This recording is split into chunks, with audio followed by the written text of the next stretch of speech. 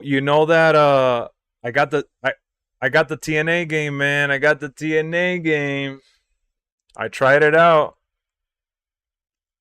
I tried it out, man. That shit is good.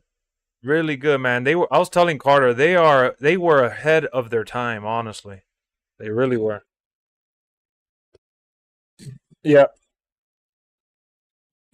They really, bro, that shit, like, man, if AEW Fight Forever was like that, I would be defending that game like there's no tomorrow.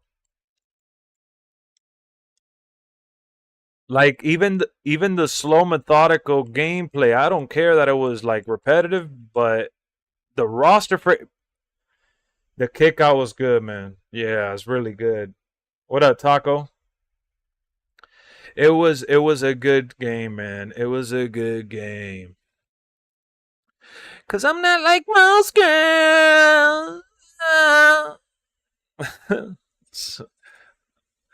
Guys, man, welcome to the SmackDown post show. We got VJ, we got MGM, we got Carter, and Keon.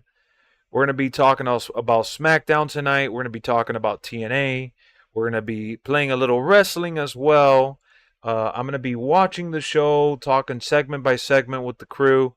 And we're going to kind of, break down our thoughts, give every segment our rating, how we feel about it. Tomorrow we have AEW All Out. The pay-per-view seems to be good. It has at least two matches that are going to be very, very exciting. One of them being MJF versus Daniel Garcia, and the other one being Swerve Strickland and Hangman Adam Page. I guess they're hyping it up for the future, I guess. I don't know.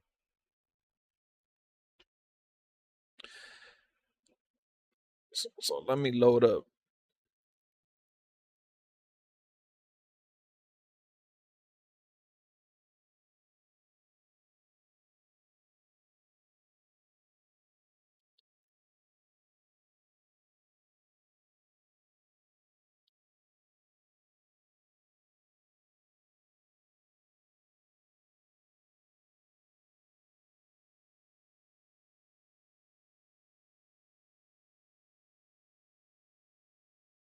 Yeah, it's because of the methodical pace. All right, so we're in the cut with the FHD, man. I'm about to load it up. I'm on Watch Wrestling, and it says full show. So guys, we're gonna be watching the full show, commercial free, and we're gonna be talking about the DLC news, that DLC news that came out. Yeah, 126.32. I'm trying to load it up. Yeah, I just clicked on it now. There, we're in the cut. Then now, what up, Marco? He said, "Rest in peace, Fox." Man, ain't no rest in peace. Get the hell out of here. It's get the hell out of here. Yeah, stay buried exactly. So, uh, man, what was I gonna say? Oh, all right. Let's start off the show. By the way, Carter, you got it on already, and VJ, because I know MGM said he watched it and Keon watched it.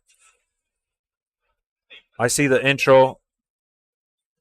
Oh, okay. Well, put it in the scene where it shows the arena, Roger, and then right now it's showing Bailey on my screen.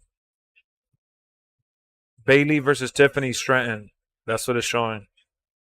I'm like a minute into the cut. You you can't hear the fools? Oh, okay, nice. I'm glad that you guys told me because usually you don't. All right, try talking, We the guys. fools. That's our name. We the fools. Yes, we are. All right, yeah, there we go. Oh, Vinci making a debut. Pulling up in a Mercedes Benz. Oh, look at how they're showing Cody signing the new autographs. Signing the new autographs. Listen to me. Signing the new posters. Mm-hmm. Yeah, he opened the door and popped the trunk at the same time. That's crazy. That's funny. And Lex, and you heard about Cody and WWE getting sued? Yes, American Nightmare. Yep. That's what happens when you get too popular. Yep. Yeah, we was That's talking about that the other exactly night. what happened. Yep. Man was using that nickname on the Indies all this time in AEW. He ain't say nothing. Nobody said nothing. All of a sudden, he's Mr. Global Enterprise, and it's like, It's like now. It's like Oh, I could get let's money come off out. this. That band old Let's as come shit, out. though. you're Been going out to of the what USA since- premiere next week? Ooh. I sold out. They I could have usually- went to SmackDown. Damn, leader.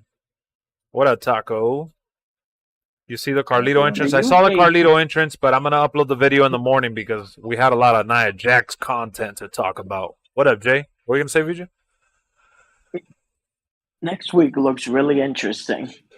Oh, I gotta see. Yeah. They're showing the Bash in Berlin promo, but let's before we get into the damn show, I posted this video earlier where I showcased the 2K24 Nia Jax alongside the 2K22 Nia Jax. And it's crazy to see that the 2K22 for when they released it and how she looked at that point looks a lot more like her. The new one, her bone structure, like her face, her facial is just, I feel like a tad bit off. I don't like it, but the DLC overall does look promising. And despite Nia Jax's terrible model with the terrible entrance, I can't wait to play with Jay Cargill and the rest of the gang. Obviously, Carlito being revealed today as well. I know a lot of people are super excited for Carlito, as am I. Let's pull up Carlito in the car. I'm surprised that they're releasing all this stuff already. I know, with the game still not getting the update till September 18, which is like 12 days away. Right. I just want some Unless neon they're and- planning something really big that If they they- haven't told us. That'll be great. It's K-Dog. What up, Ace? This clown complaining about Nia Jax when the problem isn't the model. It's that it's outdated. It's not outdated, silly. No, it's not. I don't Well, think it's outdated. I mean, I could see the argument for outdated, but But outdated by how much? A couple months? Expect them to put in the game. A couple months. She got scared when she got back. Right. That's what I was Now, saying, though. Like, if I didn't it expect was- them to put the Queen Nia thing in the game. No, if they were using, You don't got the slim build and curly hair? Dude, they scanned her not that long ago. That attire that she's wearing, she wore it a couple months ago. Yeah. Now, Literally. say it was NXT Nia that they're using, then she's outdated. She changes her Yeah. hairstyle from week to week. What are you talking about, bro? She has it picked up in a bun. She has the frizzy hair. She's had the straight hair. That's from one of her most recent attires too. It's not like it's her debut attire. He said that Exactly. model's supposed to be in the Exactly. game, so it's outdated. Man, no way. Look at him saying You that could say the same from her you could say the return in same- October. You could say the It's- same thing about It's pretty Kirby much Smith. impossible for every wrestler to be up to date. Just how everything changes. Yeah, we still got Dragon Lee and Michelle McCool. I know, but still, that's only 2 superstars, and we got 12 days. No, she Mhm. doesn't change her hairstyle. She always got the curly hair. Oh my god, She this does guy! change her. Eh, Okay, bro. He I'm done. literally just the curly hair. You're talking about the fro. She's rocked that like 2 or 3 times. The curly hair. Look it up. Now, the one person that changes her hair in an everyday basis, Jade Cargill. Mhm. Yeah, easily. So we opened up the show with Cody Rhodes cutting a promo per usual. I see Cody Rhodes making his way to the ring. I don't know how I feel about that, considering that we don't know where this story is going to go, unless they go straight for the bloodline stuff. I mean, how do you guys feel about the Cody Rhodes and Kevin Owens match? Looking back at it now, that time has passed. I It was enjoyed good. it. It was a good It match. was a fantastic match. Ain't I this knew the we first wasn't- I knew SmackDown we after wasn't- Dustin Rhodes? I knew we wasn't going to get anything out of it. considering that people were speculating that Kevin Owens should turn heel. I knew it wasn't gonna happen, knowing that Triple H booking. We all know Triple H booking and his crap. I mean, but just when I was Yeah, watching but this, we all know it should be Randy Orton turning heel because there's a story right there. Well, Cody said in the versus press Randy. conference that it has to be built up like a month or two. yeah, it gotta be That's a built. story yeah. that's going. Yeah. That's I guess they don't want to do it too soon. It might be like WrestleMania, where it's But you're exactly right. Let it build.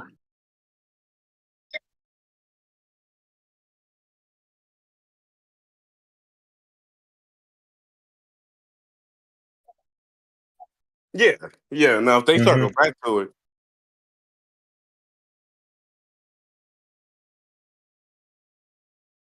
You're right. You're right, Ace. You're talking about her model, and you're right, damn. man. You're Bastion right. Berlin was last week. That's crazy. but yeah, This is the first SmackDown.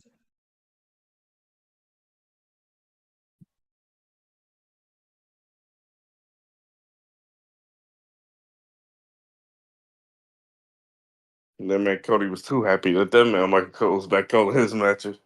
Yeah, you hear that? Shit? yeah, He's like, oh, we got Michael Coleman. Damn, I wonder when Michael Cole gonna retire. that man ain't never. That man ain't gonna retire when he can't walk no more. Alexa, Ace said that you're muted. Yeah, I had it muted for a second.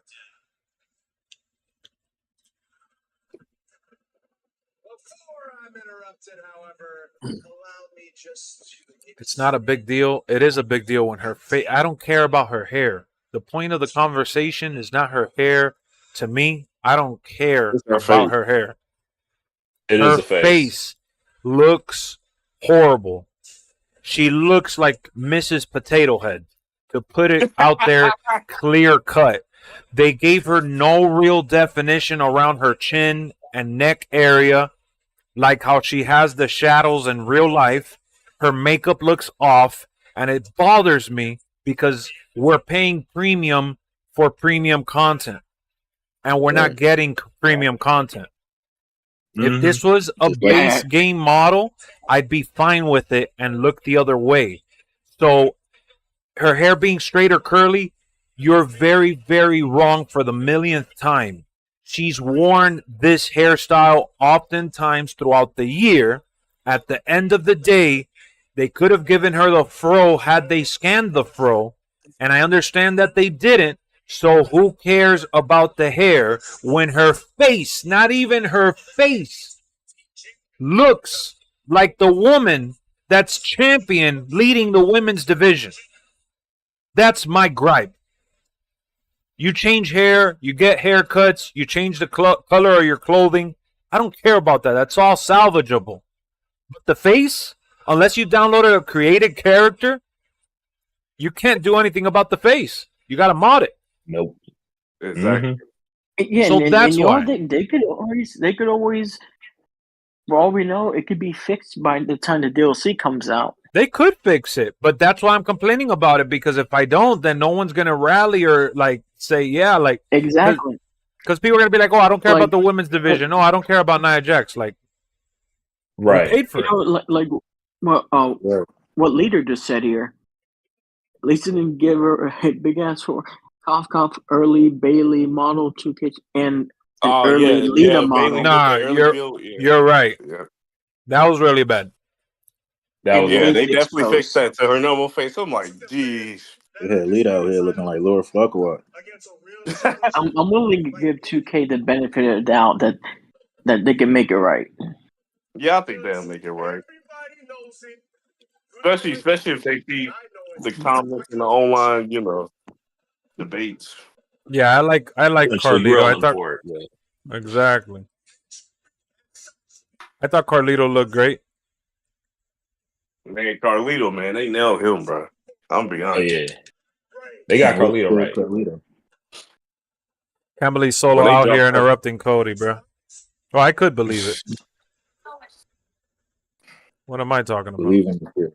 But it's got to say that definitely checks out.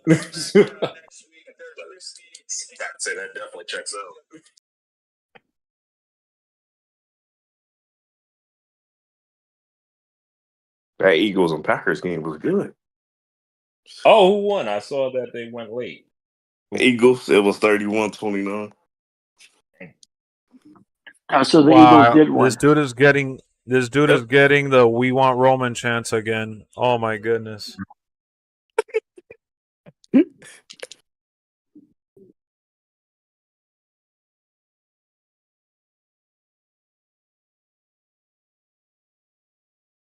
I'm trying to see how the stream sounds real quick. Doing a sound check.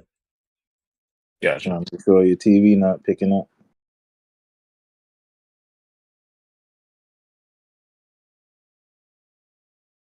Mm-hmm.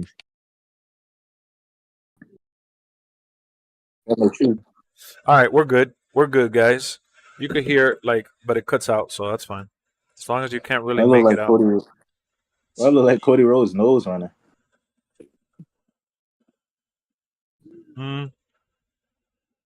Oh, on top of his upper lip? Yeah.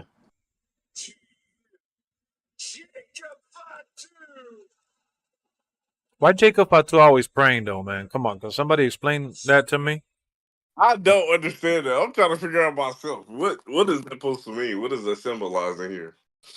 Oh, it's just assuming he was like praying for his enemies or praying to the Lords for what he was about to do to his opponent, something like that. Yeah, because I mean, he out here with the grills and shit, opening his mouth like a. They're actually chanting "Step up." Oh yeah, right here. Step up. Solo Sokola look like he about to cry. Solo don't want to get overshadowed, man. Sokola about to cry, man. Yeah, he know he about to get overshadowed when the OTC comes I've back. been in your shoes before, man. Yeah, it's hard for him not to get overshadowed when he's dealing with the Tonga Lord, man. You know, Tonga Low. Oh, geez. Oh, geez. Yo, Wow. I was in your shoes before. They wanted me to step up. You heard that? He said, "I love you. I love you so long. You are my tribal chief." And then he went back to the praying hands.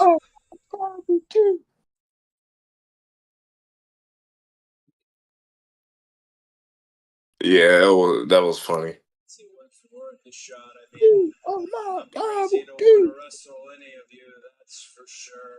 Look at Cody. I'm crazy to want to wrestle any one of you, that's for sure. I just wanted to see if he would step up. Why does he drag on like that? I just wanted to see. They said that promo segment got to go for 20 minutes. We need you. He had that little smirk on his face when he was saying it too. Yeah. He be doing he gives you the side eye and the little smirk. Yeah. WWE revolves around this. Yo. This is the North Star.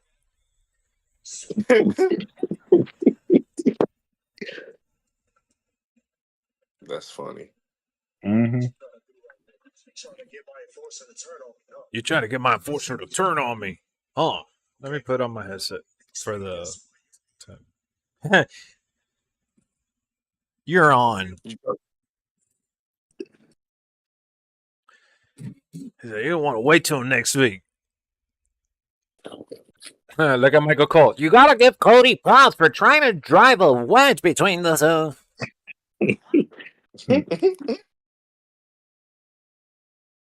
I like how look who's in the back. What the hell?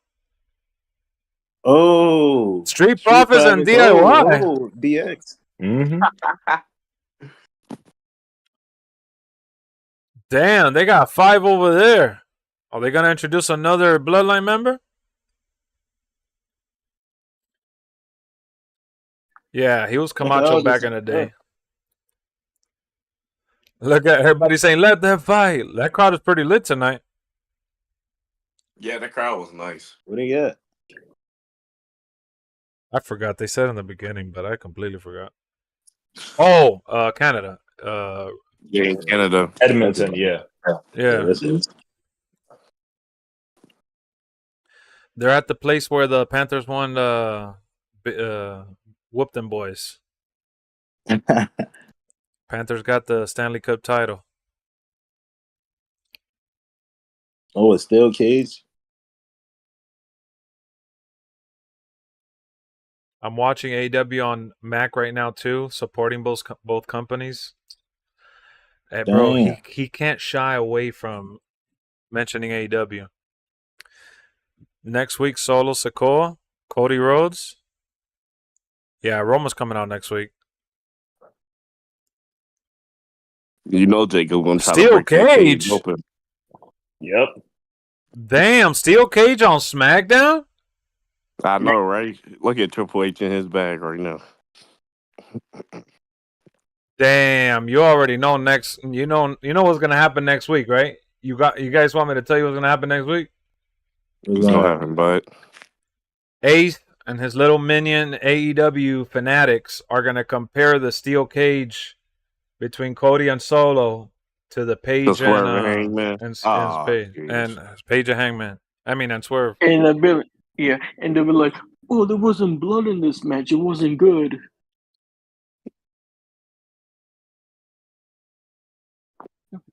What the hell is Tiffany Stratton wearing, bro? She looks like she's choking herself. Wonder how look what Kyle's feel about this. Right? Look at Nia Jax, man. The Tiffy. cut with the, she got that jean onesie. What is that? Yeah, she got the jean onesie.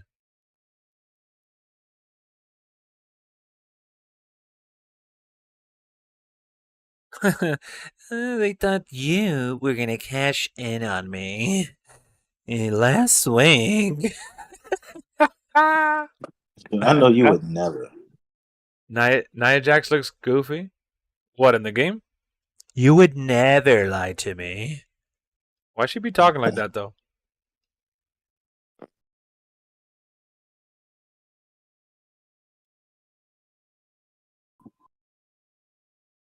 She goes, maybe I'll be in your corner and help you like you did me last week. Yo, but let's be honest. What is Tiffany Stratton wearing? She got the choker connected to her upper. To her upper chest workout area. Yeah. She looks like she has instead of exploding barbed wires, an exploding bra. It's like trying to spill onto the TV. Yeah, it's crazy. What's the issue with Nia Jax in the game? I'm lost. Don't worry. I'll help you find your way. Let me pull it up. This is Carlito's entrance. Wrong one. Let's help him find his way, guys. I still wish Carlito had his older music. We need picture in picture with Nia Jax and Nia Jax and then another Nia Jax. What? How many Nia Jax do you need? Three Nia Jaxes. One from 2K20. Look at her when she gets in the ring, bro. One from 2K22, one from 2K24. It's not even a double chin, bro. She looks a little like Trish Stratus. She looks a little like somebody. I don't know. You said 2K22, 2K24, and what? Real life. Look at this, bro. Yeah, come real on. Life. My guy, that's not Nia Jax. That's Nia Jacked. Look, let me go look at a picture here. I got a picture. I'm gonna zoom in so you tell me you think this is Nia Jax.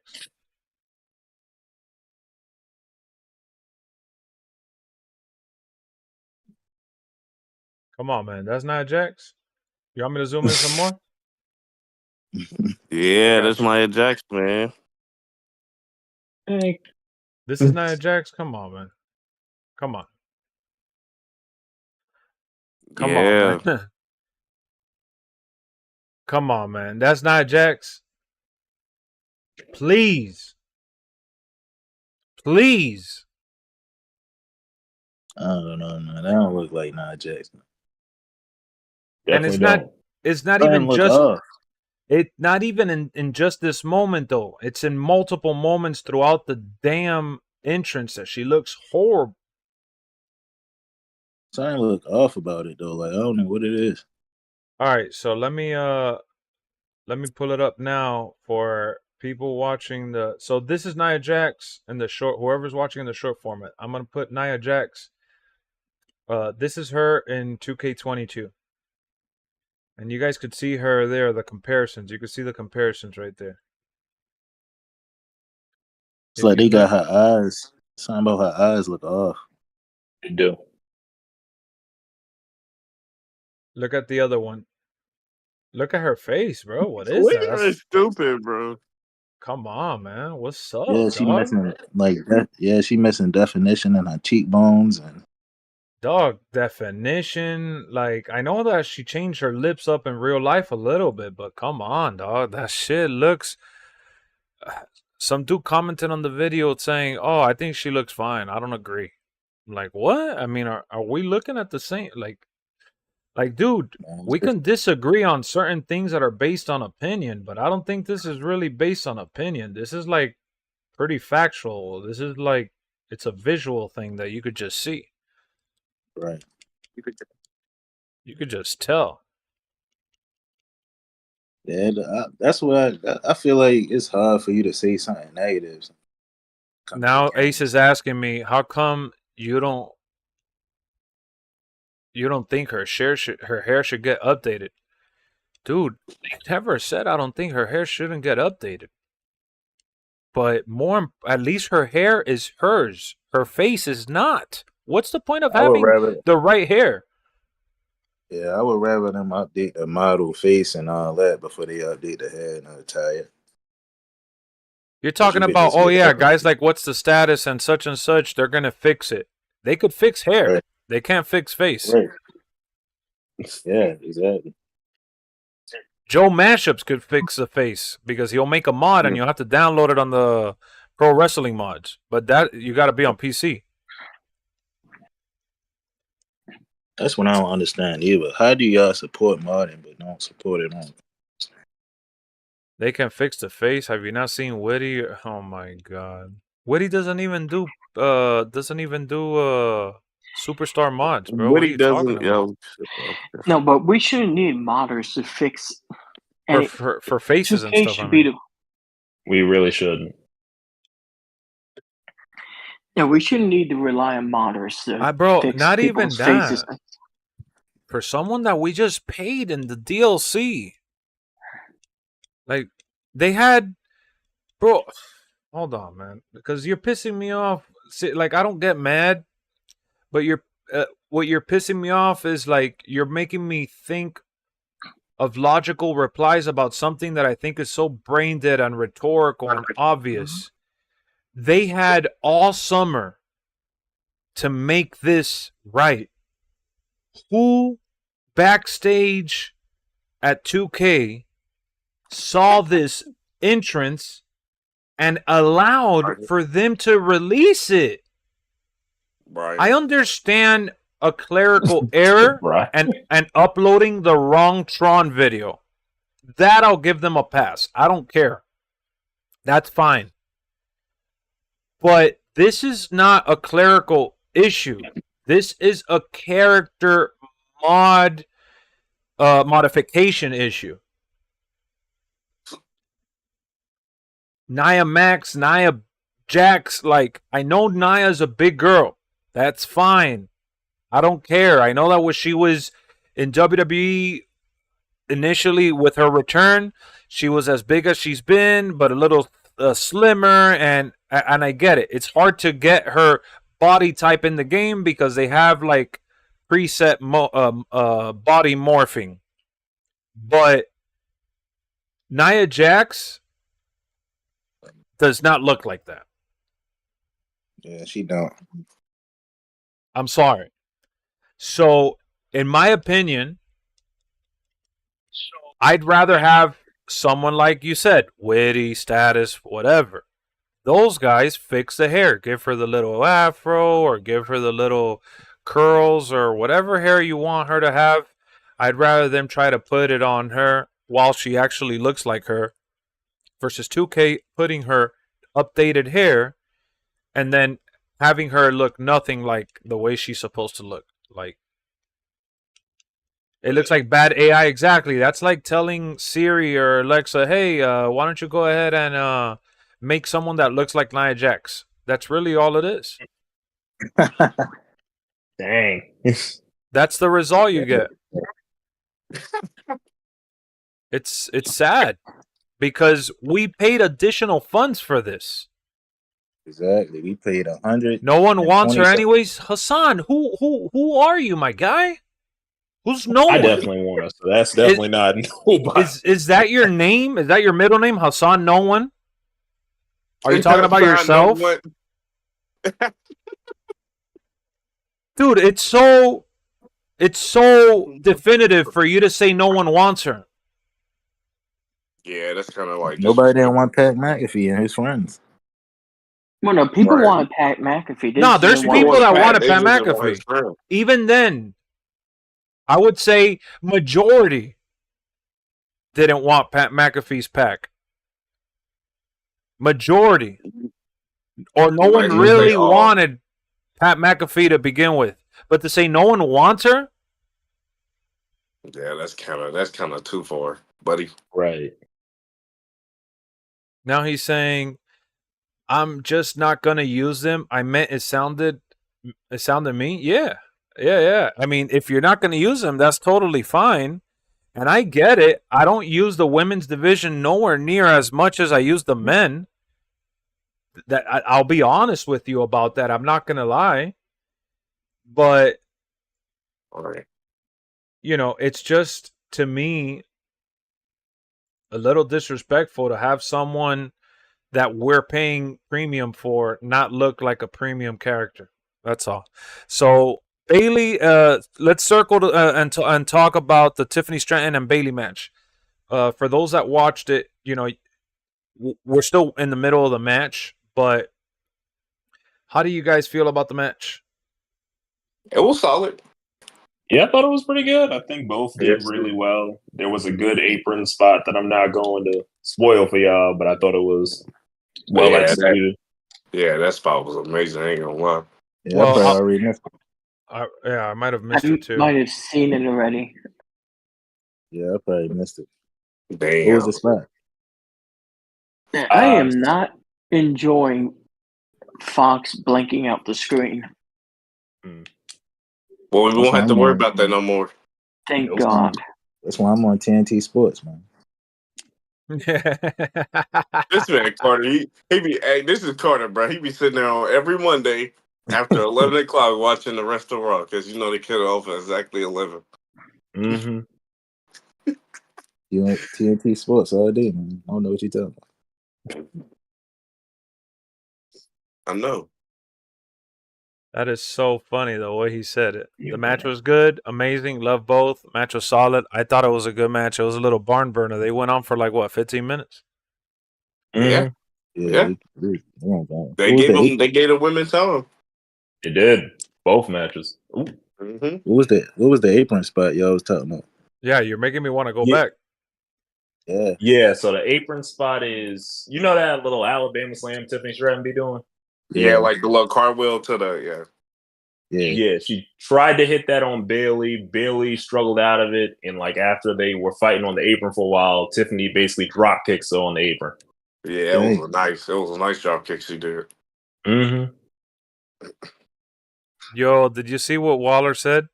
He said, a bunch of losers. The only championship they're going to win is off of WWE.com. And he pulls out the Edmonton NHL title.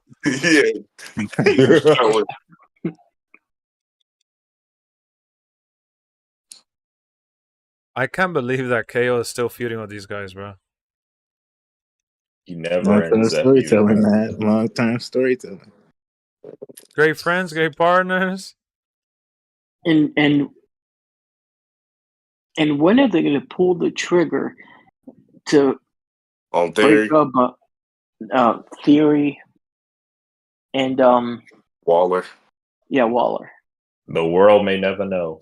2026 at this point, guys. Yeah, for all we know, it could be WrestleMania.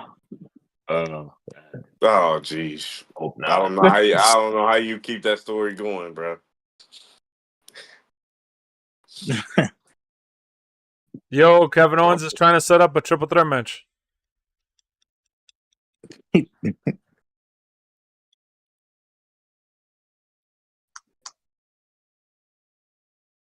He said, I haven't paid for that yet.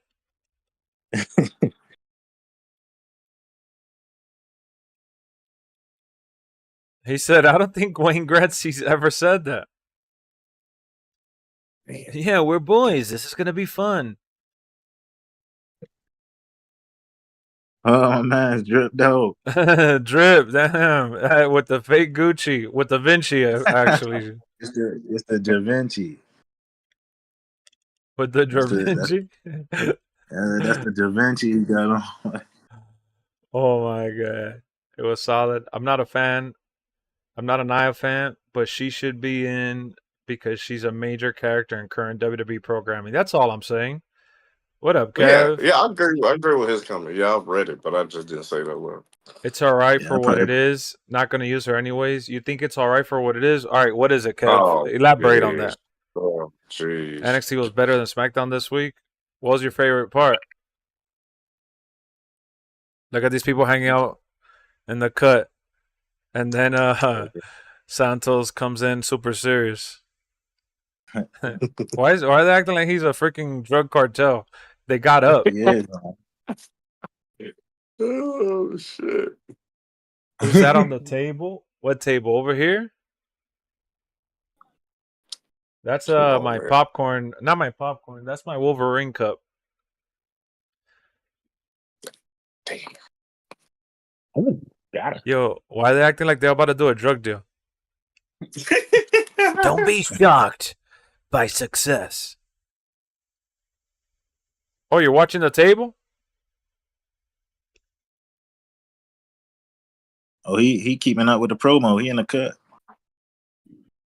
In the cut? How you find where he was that's at? Elektra. That's crazy. Elektra Lopez. Yeah, Elektra Lopez. Mm-hmm. How he keeping up with us from the stream? That's crazy. I know he is. Oh no, he watching us from a secret page, from a secret burner account.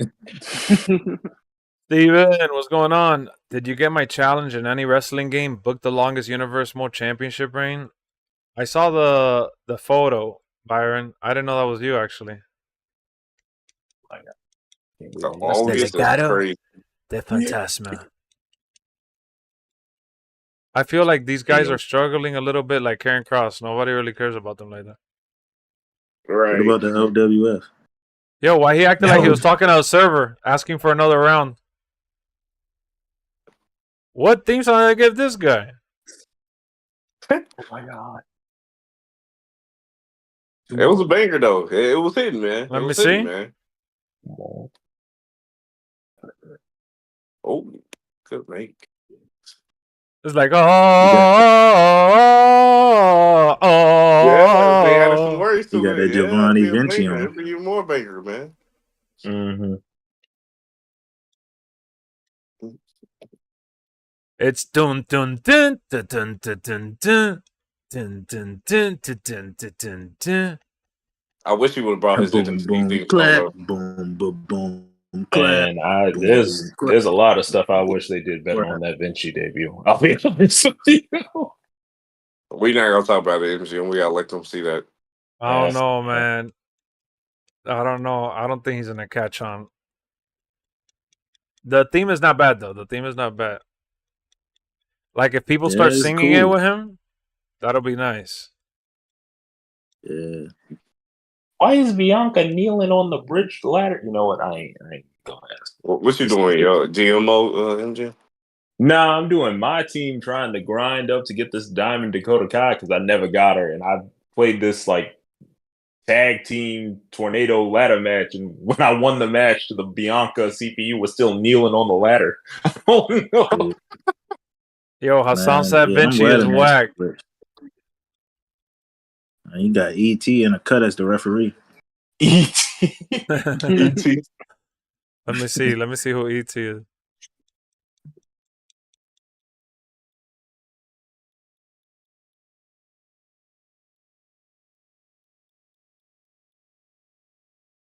Yo, people actually cheer for him a little bit. Why he did the Stone Cold arms up like a rattlesnake?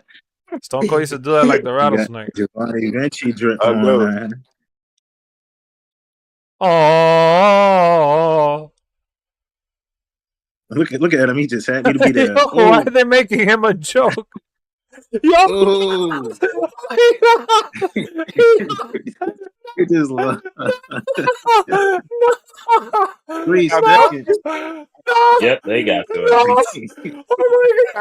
Oh my god, That's no! crazy. No way! Damn. Oh my god! And he said great debut! Oh my god, no way! Yep. Oh my That's god, crazy. they did not just do that to Vinci after all the promos. Are you serious right now? Just to get rolled up. Dude, 3 seconds. dude, how did you guys feel about that, chat? And Carter, MGM, I mean Keon, all you guys, how do you feel about Vinci? The intro was longer than the match. I was Hated that. You know what?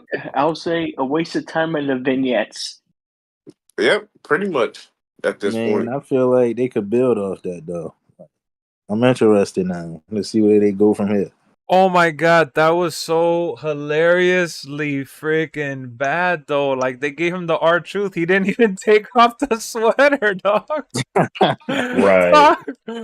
Oh. Damn. All that with the slow walk, telling the ref to hold on, putting his hands up, casual as hell, chilling, looking like he had no emotion. He was Posted in the smiling to cut, the smiling. Dog. Oh my god. He said he needs to go to AEW after this. Are you serious? Ace, bro. Everybody has to go to AEW once they Can lose you in go WWE. a day without gagging, Talking bro? about AEW. Why, Ace? Why? AEW would use them just like he'd be lost in the shuffle there. Most likely. Oh, most definitely. It wouldn't be no. I like AEW, but I don't get why he's mentioning them like in every other sentence. Because that's what he does. You know, he's I bored. thought Triple H cooks all day. Who said that though? That's you, bro.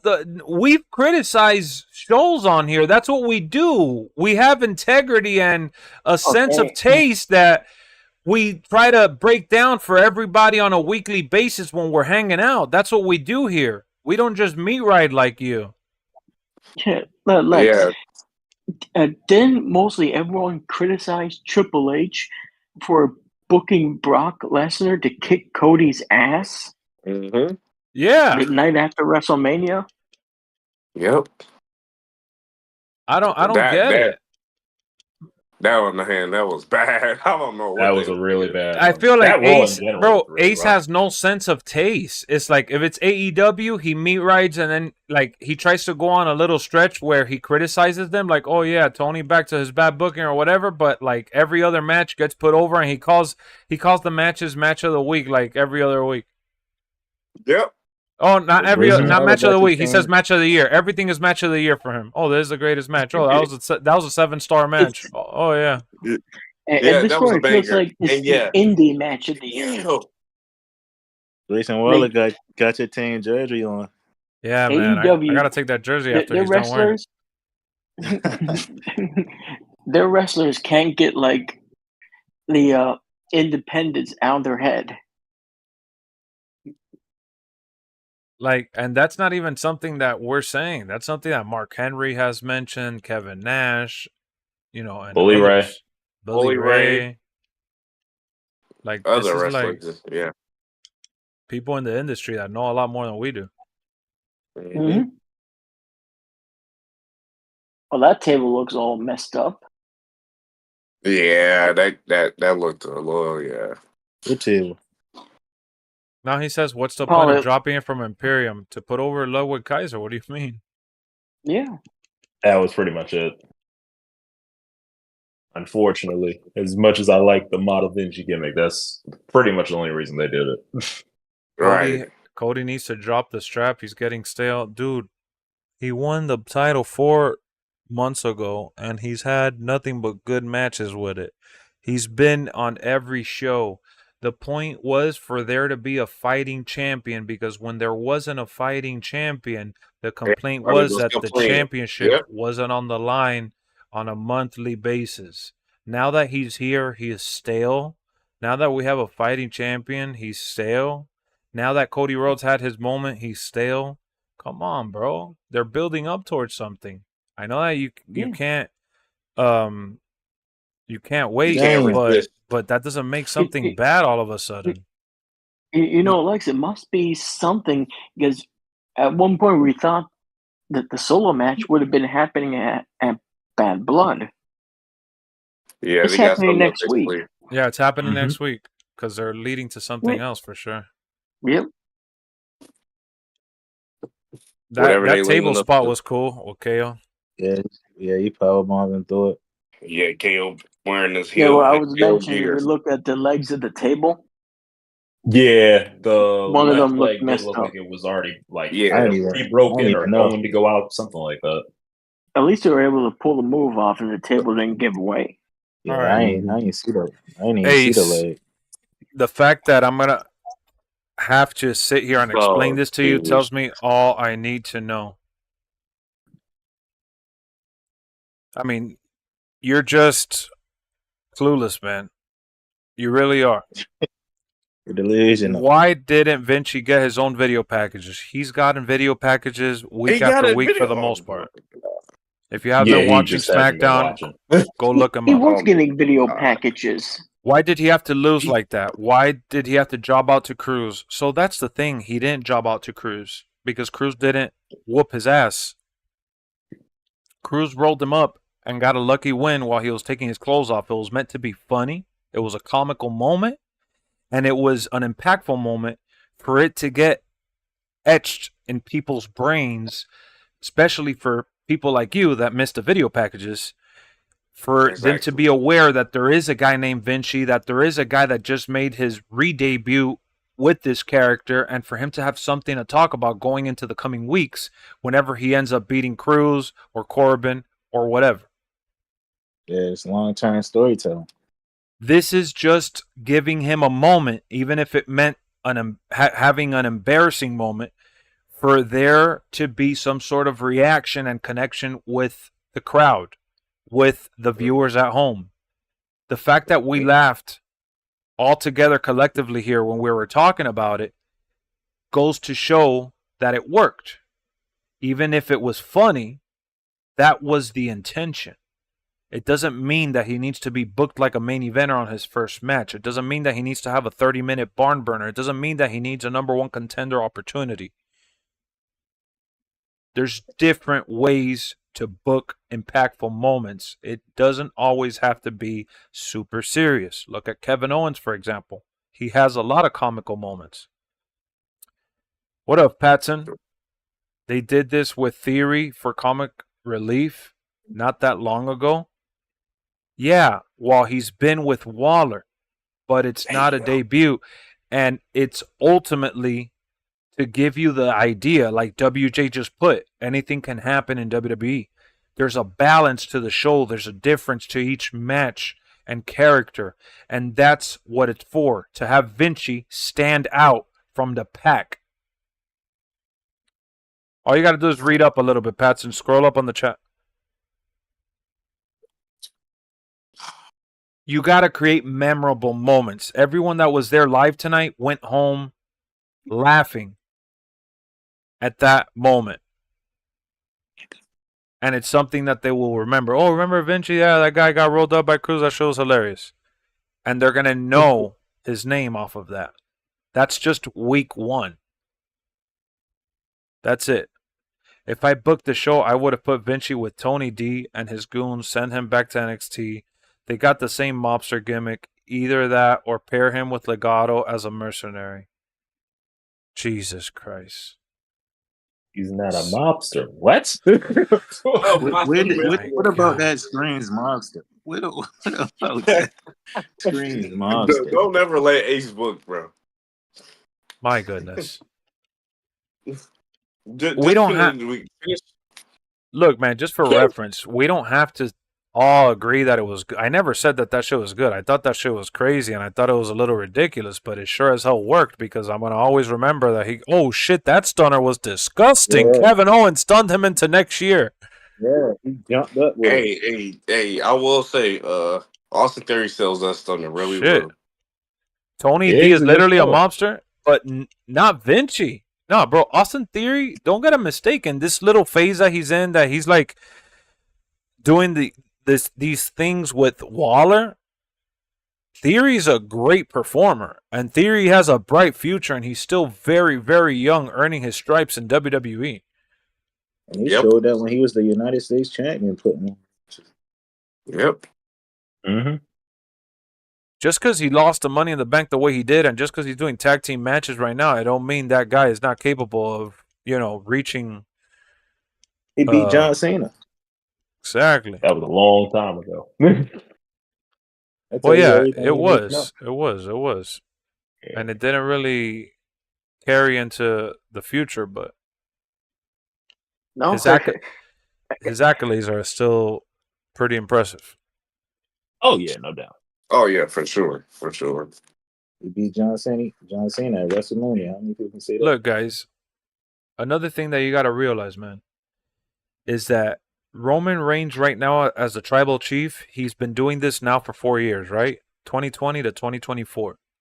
When he came back after the pandemic stuff and he won the title, that was his X number of championships won.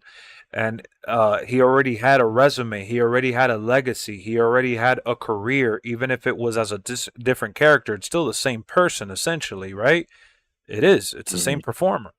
So when you look at Roman's career, what makes it so fascinating is that whether it was in the Shield, the Big Dog, or now the Tribal Chief, he's always gone from big to bigger. You know what I'm saying? Right. Yeah. Bad debut, but that's me. No, it's a re-debut. It's not a debut. People know who he is for the most part, especially wrestling heads. That's why you can't come out and all of a sudden build him as a super strong competitor. It wouldn't be believable. So instead, we don't even know how he wrestles. We don't even, like, the average viewer that doesn't remember who he is or anything about him, they don't know how good he is because he hasn't had a match. He actually didn't even have a chance. Yeah, there's a lot of people that stop watching wrestling and then take breaks and then come back. I feel like that's why they do some of the things they do. He could go in the ring, bro. I'm talking about like in a figure of speech, like, dude, you're saying anybody could. Ace. Why? Ace, I hope you realize that if you're signed to WWE and you're on the main roster and you've been in WWE for an X amount of time, it's because you can go in the ring. It's because you're capable of being a good performer, not just average. You're above average. You're in the. You know how hard and limited it is to be in WWE with all the territories and all the promotions around the world. It's not just WWE and AEW and TNA or whatever. There's a million companies are in Texas and all over the United States. It's a very, very crazy environment for performers nowadays. Anybody could be a wrestler anywhere. If you're in WWE, you can go. They can book you as a champion. In America, the WWE is like the end all be all. Yeah, but don't get it twisted. This massive juggernaut of a company has a bunch of super talented wrestlers in their roster.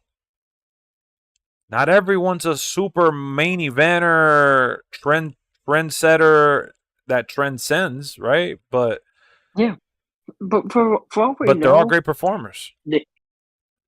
For all we know, they could always say, like you said before, that Vinci character might not work, right? Yeah, they got to do something to put him over, to have people care. And what if after this character failed and they repackage him as someone else, as something else, Right. completely new character. Yeah, that's exactly what they did. No, but changes his name as well. So it's like it's a debut. It's a What you can't get behind him, you lose a hope in him already. Oh my god! no. I'm I'm she just saying. hitting me? How stupid is this?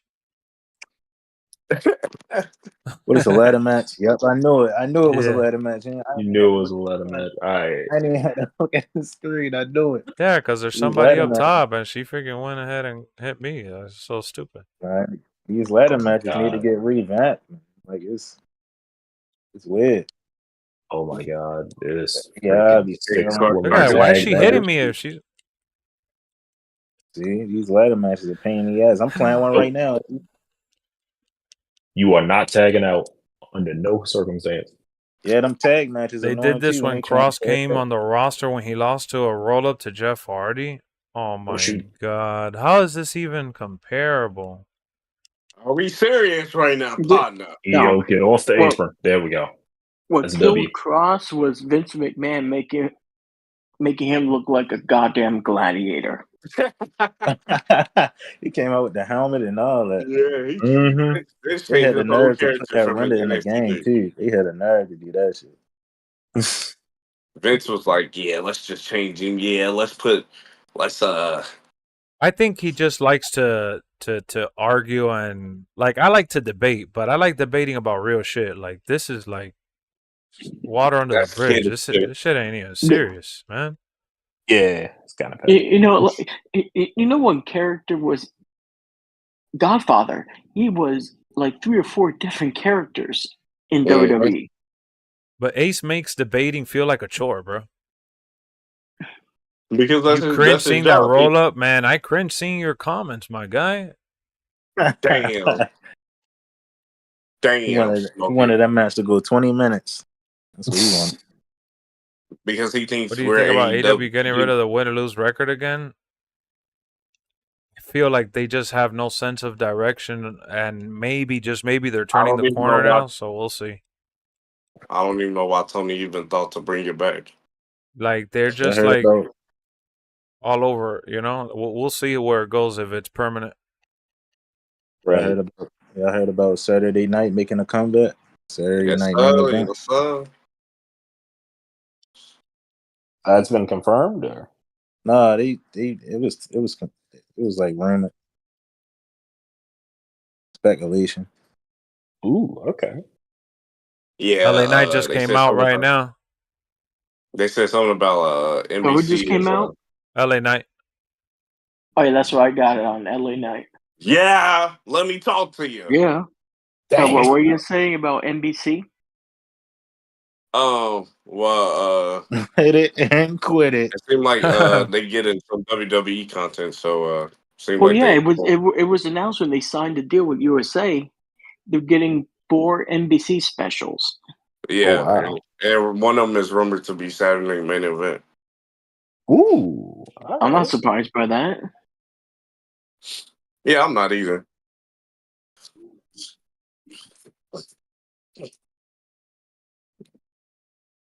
Hit it and quit it. He made that a catchphrase now. It's crazy. You know, people gonna take that so out of content, bro. Mm-hmm. Lex. So let's say this steel cage match is happening next week. Mhm. Yeah, It's that's like crazy. who wasn't going to main event a pay-per-view? You could easily put that as a main event, a Saturday night main event. Yeah, no, you're right. You're right. Girl. In the past, that show had big title matches. Mm-hmm. Did you A guys lot of enjoy the people- promo? Oh, sorry. Go ahead. My phone. No. What were you saying, Bud? What were you saying, Lexx Ruru? Did you guys enjoy the promo they have for Andrade and Carmelo? Yeah, man. Oh, that was good. By the way, I'm this story. annoyed what you always do. Run your mouth. Check the scoreboard. You'd realize that I'm up 2 straight on Andrade. What does he mean? It's tied 2-2. Right. I mean, I guess he talking about recently. Yeah, he's talking about the streak. recently. Yeah, he's talking about his 2 straight back-to-back wins, basically. Leader's right. TK can't get WWE out of his head.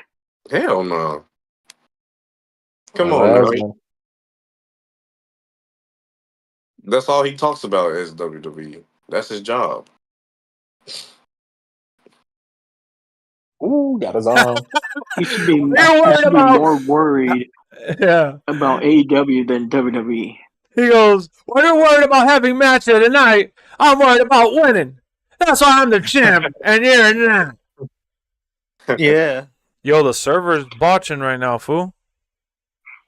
Yeah. No, the server's been screwed up all day like today. It's been like that. I swear it's been like that. What the hell does Ace mean by Swerve isn't allowed to get paid? Swerve isn't allowed to get paid. What? Damn, my game just froze. What the fuck? Damn, Carducci. It's rough out here, man. I mean, Take it easy, tranquila, niña. Melo. Come on. Got him. Remember. I also beat you twice, too. They promo segment was good. It was funny, though. He's earned every cent of what he's offered by Tony Khan. He's the top guy. Nobody ever said he didn't deserve dude, I don't think people like this. All right, so you want to get into this debate now? No. Damn, Randy. Look, man. Get off. I like Swerve. I enjoy Swerve's ability in the ring. He is really strong on the mic. His character's sometimes a little aimless, but I enjoy him overall. I have no problems with Swerve. And whenever a superstar gets paid, I'm happy for them because that means that they beat the company, right? They beat the system. They beat the allegations. Nah, it's not an allegation. But at the end of the day, there has to be a threshold for what you pay these people, because the moment you overpay for a guy or a girl that's not bringing in that value in return to your company, then it's like a shift in negotiations with future superstars.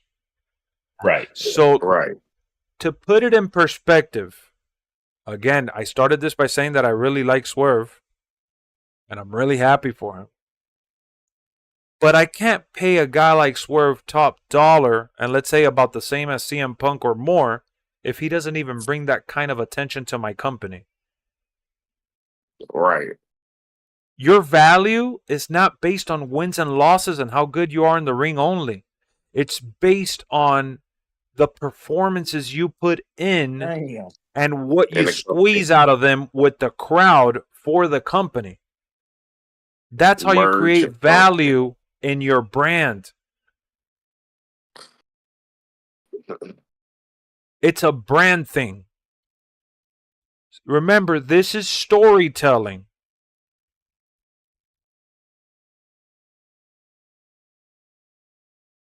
You're not basing this on the fact that he has 100 wins and 2 losses, so I'm going to give him a $10 million deal. You give him the $10 million deal because he's outselling merch. People are, making him trend online where there's real value. And I'm not saying that there's no value in him. I'm just saying that you can't overpay and pay him what a guy like Cody, a guy like Roman, a guy like, just a top star at that next tier, because you're going to mess up the negotiations for yourself as a company.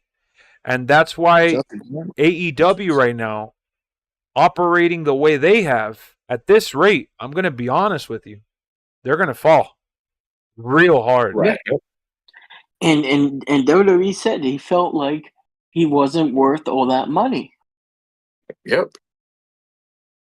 For all the work ethic. Oh my God, dude! Everyone in the Oh, business has work ethic. It's a grind to be there. I had this same exact conversation with Brian the other day, and it's like when you see a YouTuber get to 1 million subscribers, oh man, you put in the work, you did so great.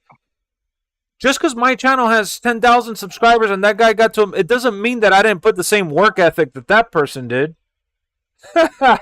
That's not what separates you. If not all the time, at least. Work ethic. If he didn't have that work ethic, he wouldn't be in either WWE or AEW. Yeah, he wouldn't be performing at all. You need to have that kind of work ethic to ultimately be a wrestler and be a good one at that and stay good, stay relevant. Right. And also, like WWE, like they said, they felt he wasn't worth all that money, and it could have been TKO's. Okay, we're not offering him this. That's too much. But then again, we don't know how much we're bringing in. All right, hold on, man. Let me take off this headset because there's too much going on right now. It's just driving me crazy. Let me pause the game again for the millionth time. He had to overpay Swerve because if he's going to overpay Mercedes and Okada, of course Swerve is going to see that and get sentimental about it, and he has to accept your offer. Oh my God! What? I'll let you guys talk, and then I'll stay quiet. I'll stay quiet after, so you guys could, add your take on it too. Okay. Ace, you overpay for Okada because Japan is his home and they pay him a good amount or a substantial amount because he's their top guy. So you're competing with New Japan to sign him, and you got to outprice them for you to lure him to the United States out of his home country. You overpay for Mercedes because she's in negotiations to go back to WWE, so you have to compromise as a company, giving her character freedom, and you have to also give her the dollar amount because she is one of the top stars. That's how you get those big superstars, and you lure them away. And I'm not saying Swerve is not a big superstar, but Swerve was in negotiations with AEW mainly because it was a re-signing. He was already under contract. It was an extension, rather, not even a re-signing. It was an extension. So what that means is that if you are only negotiating with this guy, right, and you are his main and only option for the most part for this guy, I'm basically competing against myself in terms of negotiations. I'm outbidding myself. That's the dumbest thing I've ever heard. That's the dumbest concept I've ever heard. The value that Okada has is much higher than the value that Swerve has for the type of fans that watch them. Because Okada has been at that level where he is like the John Cena of New Japan, from what I've heard, for a long time. Super Saiyan with the one. Thank you, my boy. What's going on, man? So it's not just about work ethic. Everyone in the business has it, again, for the most part.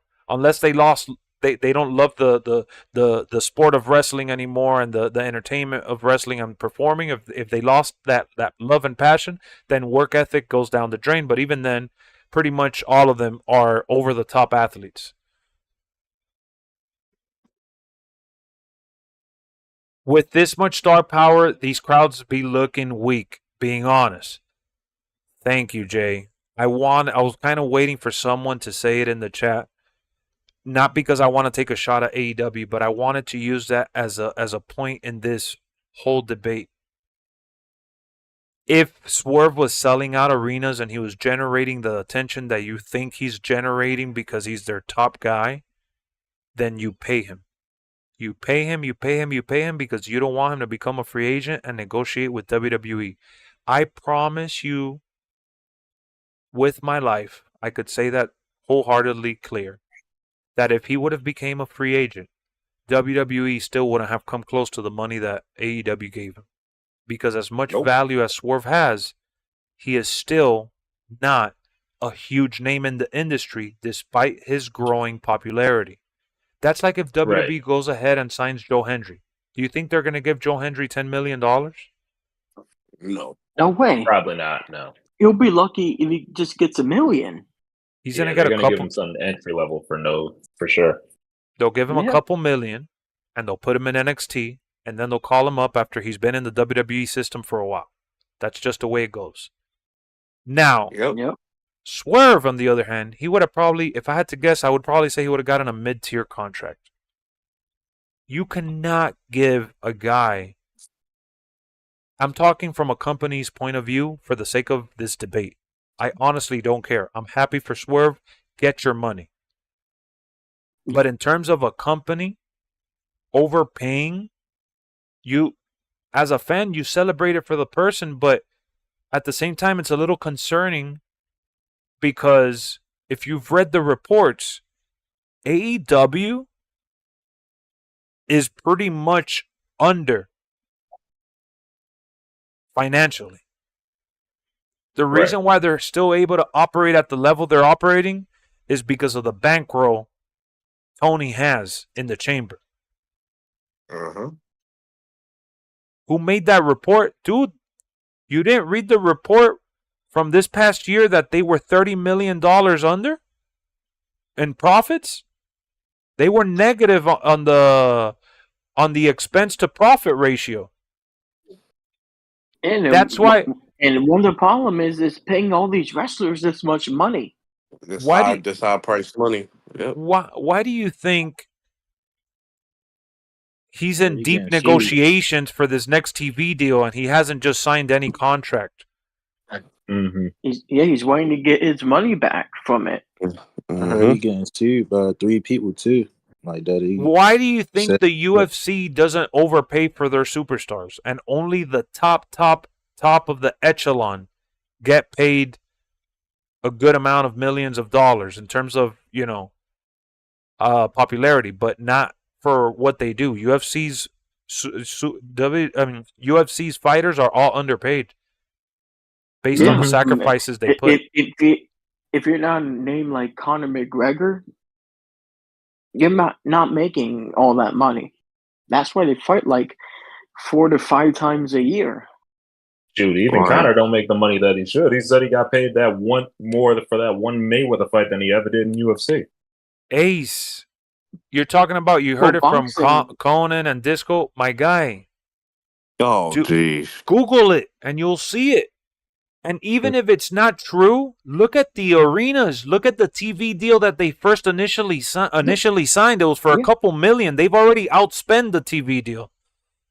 Yeah, when I went to Dynamite, was it 2021? The arena was packed. Fast forward 2 years, 3 years later, they're not getting all those people in there. Look, guys, as much as it pains me to say this, especially when you're starting up a company, there's a reason why WWE for a long time didn't take care of their wrestlers, their producers, and they cheaped out on a lot of them. And even Vince McMahon for a long time kept cheaping out on a lot of them. It's because that's how you turn a profit. That's how you run a healthy business for the company. The moment you catch feelings and you start overpaying for everything, it's a snowball effect and the end is inevitable. I don't want them to end. The only reason like WWE started paying a lot more money to the wrestlers was to compete with WCW. Well, and the market had shifted. Yeah. Tony Khan knows that. I never said he didn't. I just said that if he continues to go on this spending spree, they're not going to end well. Tony Khan knows that if he keeps spending, they're going to die. So he is banking on this next TV deal to supplement all the expenses that have been taken into account within the past year or so and the future contracts that he has to pay out. He is confident in that TV deal and streaming deal. Yes. Wait, that's true. Like, how much money is he paying to get these wrestlers like real music, like freaking Daniel Bryan using Final Countdown. Mm-hmm. That's another money waste right there. So, as much as AEW Fight Forever is going to be operating at a loss to a degree, I'm going to be honest with you, they're not going to feel it as a company. Tony Khan's going to feel it as a person in his bank account because he actually sponsored the game. Like, he put in the first few million of dollars out of his own pocket. That game was made out of his money. It's like, let's say I'm a billionaire or I'm the son of a billionaire and I want to make a game and I spend a couple million on it. That's on me. I lost the money, not the company. Right. So I wouldn't put that all on the company. I don't know the logistics and the specifics. If anything, maybe a company like THQ lost money. You know what I'm saying? Because they came into the fold later and they had to invest. So I don't know exactly that side of the business, so I'm not going to talk out of my ass. Especially with the fact that they overpriced a lot of things, and I'm sure they made, for as much as people make fun of it, I'm sure they made some solid money back to at least break even or get close to it.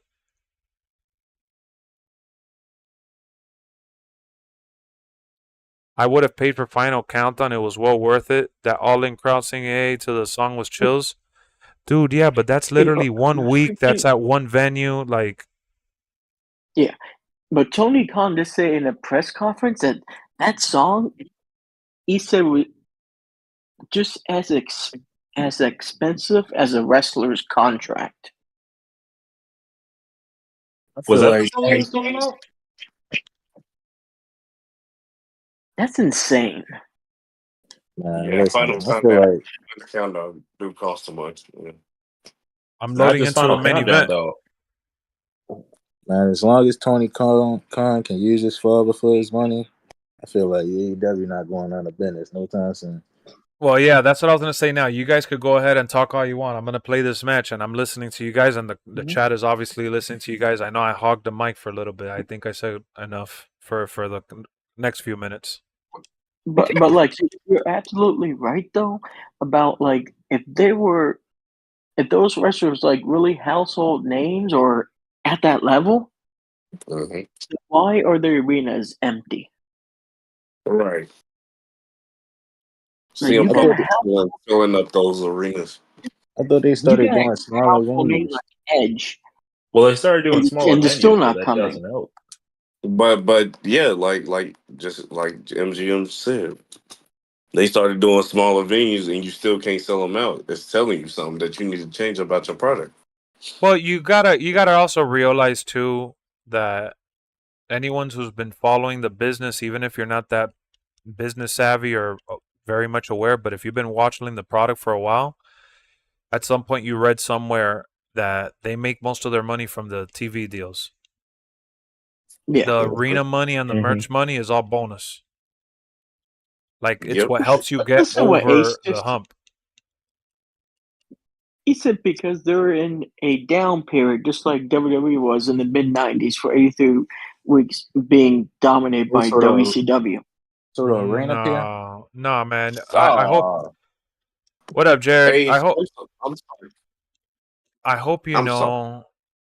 that. Hold on. Last thing I wanted to add was AEW pays for a lot of expenses that WWE didn't start paying till way later. Right. Yep. But WWE right now is worth what they just sold for, which was $7 to $10 billion. And they keep making $1 billion deals. WWE doesn't even pay for the wrestlers' hotels. Nope. Well, if they go to a show and shit like that, I think they put it I think they get extra. Like, they have to pay it for themselves, yes, but they get paid like based on participation type shit. So you gotta break. Like, let's say WWE is adding you to a house show, and the house show to stay at the hotel is like $100, $200, but whatever. Maybe WWE paid you to appear at the house show like $500. Yeah. So you paid for a hotel $100. You end up saving some money there, and you end up keeping $400 to yourself. You got to pay the rental car, whatever. But that's what I'm saying. Like, They get paid.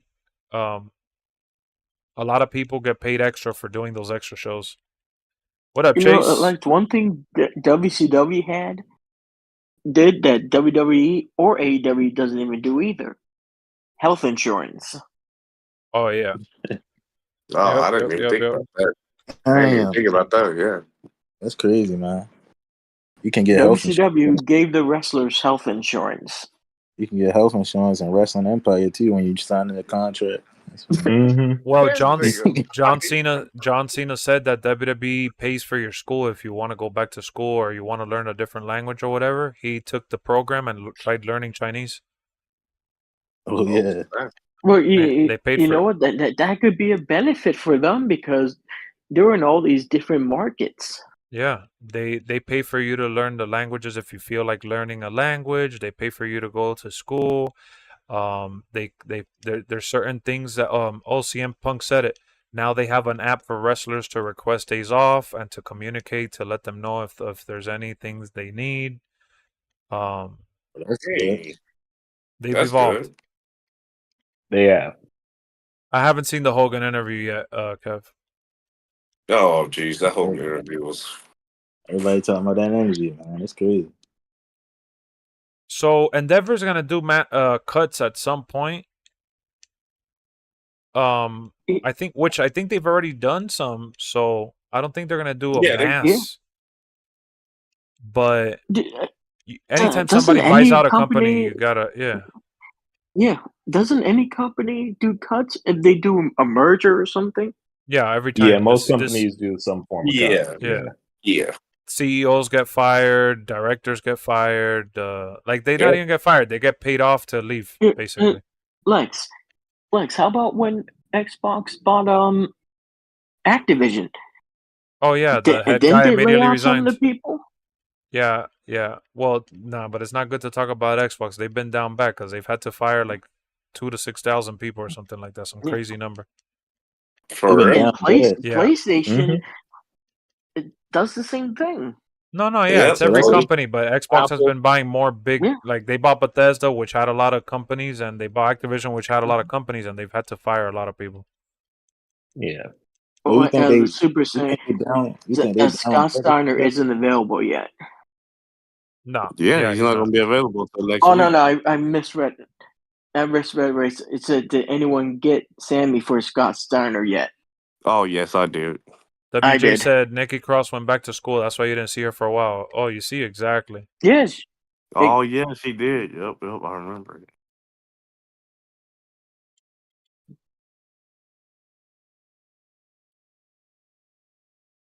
So yeah, man. I mean, I genuinely say that I want AEW to live on forever and be around, but something's got to give, you know? Yeah. Like WWE needs AEW. I feel like the whole wrestling community AEW needs it. Right. Those two companies need each other.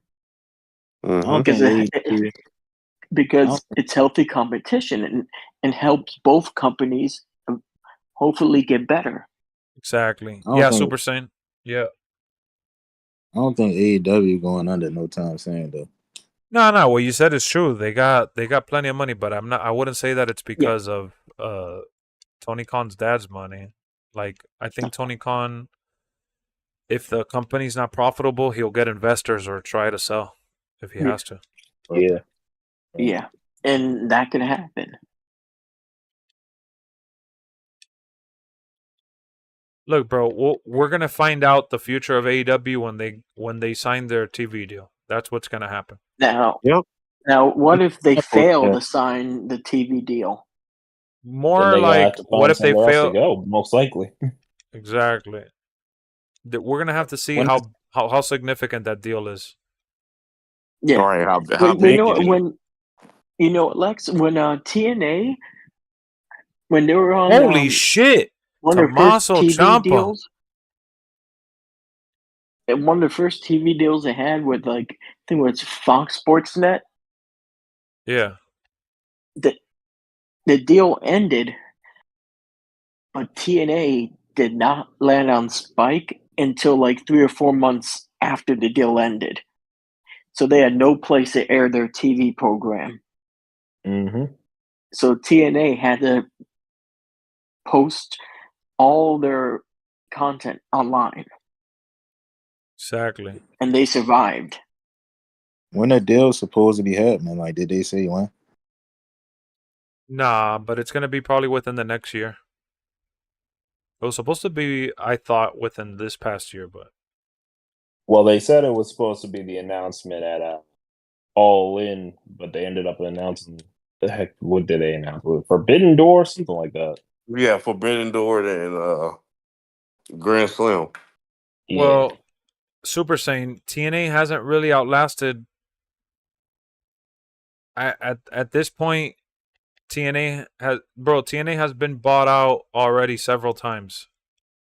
I think. Right. Oh yeah, like Jeff Jarrett owning it, and then it was sold to Dixie's Crew. Mm-hmm. And then now Then it the was Anthem. sold to these guys. Anthem Yep. Yeah. Company. They've been around So for a TNA minute. has been. And what if Scott D'Amore got his way and he was able to buy TNA? Right? It would have been again sold. Yo, Chase, I replied to you on the other channel, but you didn't reply back. Carlito, I'm gonna upload the video in the morning. I think he looks really good though. I talked about it a little bit briefly in the opening of the stream, but I'm gonna upload the video in the morning because today I uploaded too many videos. So I left it for tomorrow because if not, no one was gonna watch it. Yeah, the algorithm not in your favor today. No, it's not.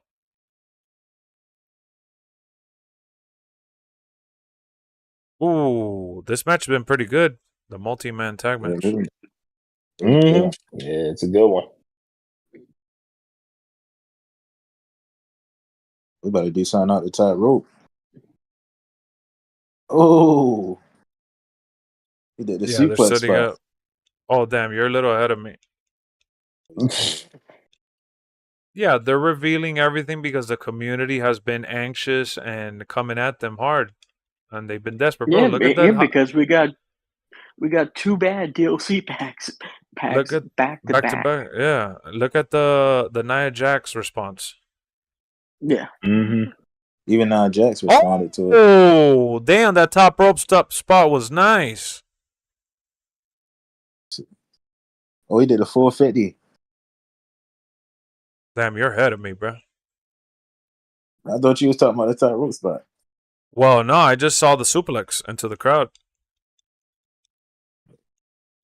Well, what I do as president of AEW, I'll tell you now. Let me finish this match to at least enjoy this last spot because I've been talking over SmackDown the whole time and been failing the review.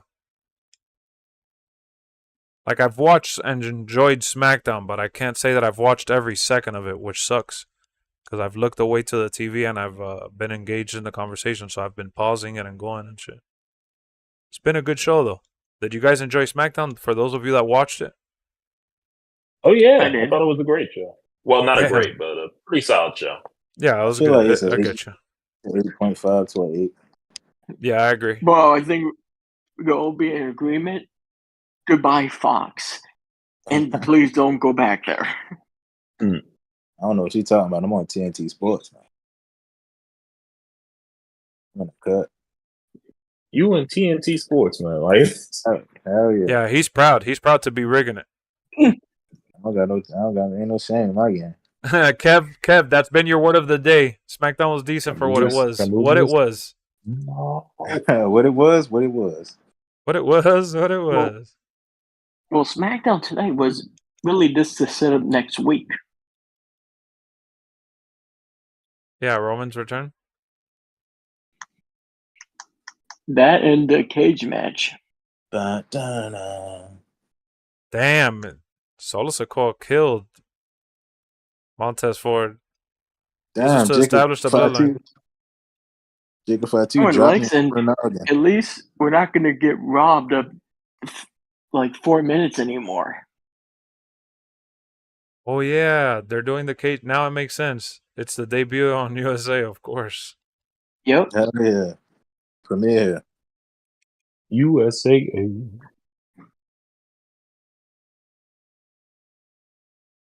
That was a good match, bro. That was a good match to put over the bloodline. There was one thing I missed on SmackDown.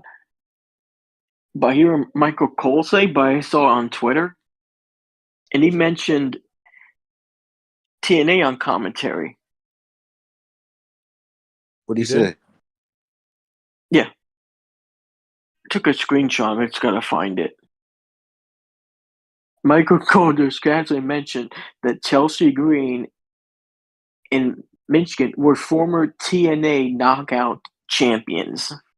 Oh, in the dope. Mia Yim match. Yeah. The fact that he actually mentioned that they were TNA tag champs. They should put that for Naomi too. Then. All right, SmackDown was good, man. Yeah. I'll go ahead and give it an 8 out of 10 straight up. That was a good match. I thought that that was a good show. Thought it had some good matches. You know, pretty decent storytelling in terms of advancement, and it was easy to watch. It didn't really drag for me. Obviously, I was talking over it like crazy, but it was an easy watch overall, especially without the commercials. It just went by really smooth for me. I don't know how to go with the tag team match as the match of the night. Yeah, that tag team match. I mean, the bloodline, bro. Anything the bloodline do for me is crazy. Yes. The bloodline is the best story in WWE, hands down. Well, for me, it's in the world. Y'all ever feel like it's going to drag out though? Like get old at some point? There's times that they kind of put it on hold and it drags out. Yeah, of course. I'm not gonna be a hypocrite. It definitely is. Yeah. But that's how you get to where we get to, which is that it's been around for a long time. Yeah. I'm gonna do my own thing. I'm gonna do my own thing. Am I gonna review the Vince McMahon documentary? I'm still considering it. I do want to review it, yes. But in terms of like a watch along, I gotta see how I go about it, because the thing is that you guys know that I'm very vocal and I don't shy away from my takes with things, and that whole conversation is like super sensitive for a lot of people.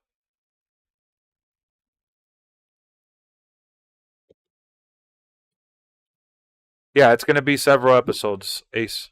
Yeah, I believe it's 6 episodes, yes. You watching TNA? Yeah, we'll watch it now. Let me set up. Hold on, because I want to do like a talking segment before we get into the show. Oh, yeah. All right, so let me see what the hell Ace was talking about. Let's take a little brief break from WWE real quick. It was supposed to be 4, but they added 2 more because of what happened. Yeah, no, that happening in the middle of the show while they were filming and doing all that shit was probably like the biggest blessing in disguise for the creators, because they already had the deal. It was a done deal, and that's gonna bring in, so many viewers.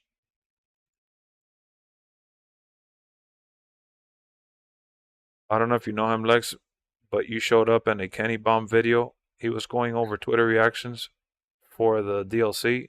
Yeah, I know him. That's funny. He actually watched my video. I didn't know he actually watched my videos. Yeah, and Lex, and wasn't he in the call with us for one stream? Yeah, he watched the show. He watched the show with us and reviewed it with us. That's funny. He didn't even hit me up telling me he was gonna do that.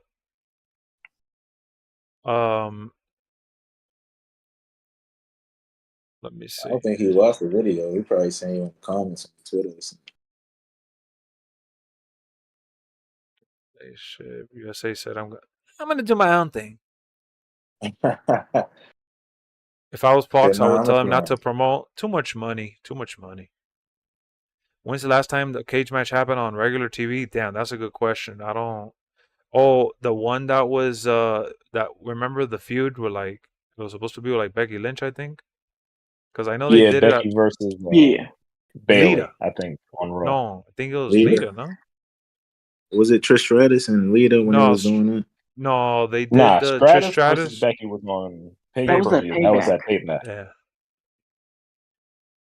I was gonna say, I remember Becky and Bailey had one during like the early damage control stages where like Lita came out when she. There has to be another one though. One was Oh, he put my tweet. It wasn't a vid. He read a comment on Twitter. Oh, gotcha. There has to be like another like time that there was a cage match on Raw or SmackDown. Oh, actually, there was one recently. I don't know why they keep doing this with the women, but didn't Liv Morgan have a cage match with Becky on like a last Raw or whatever?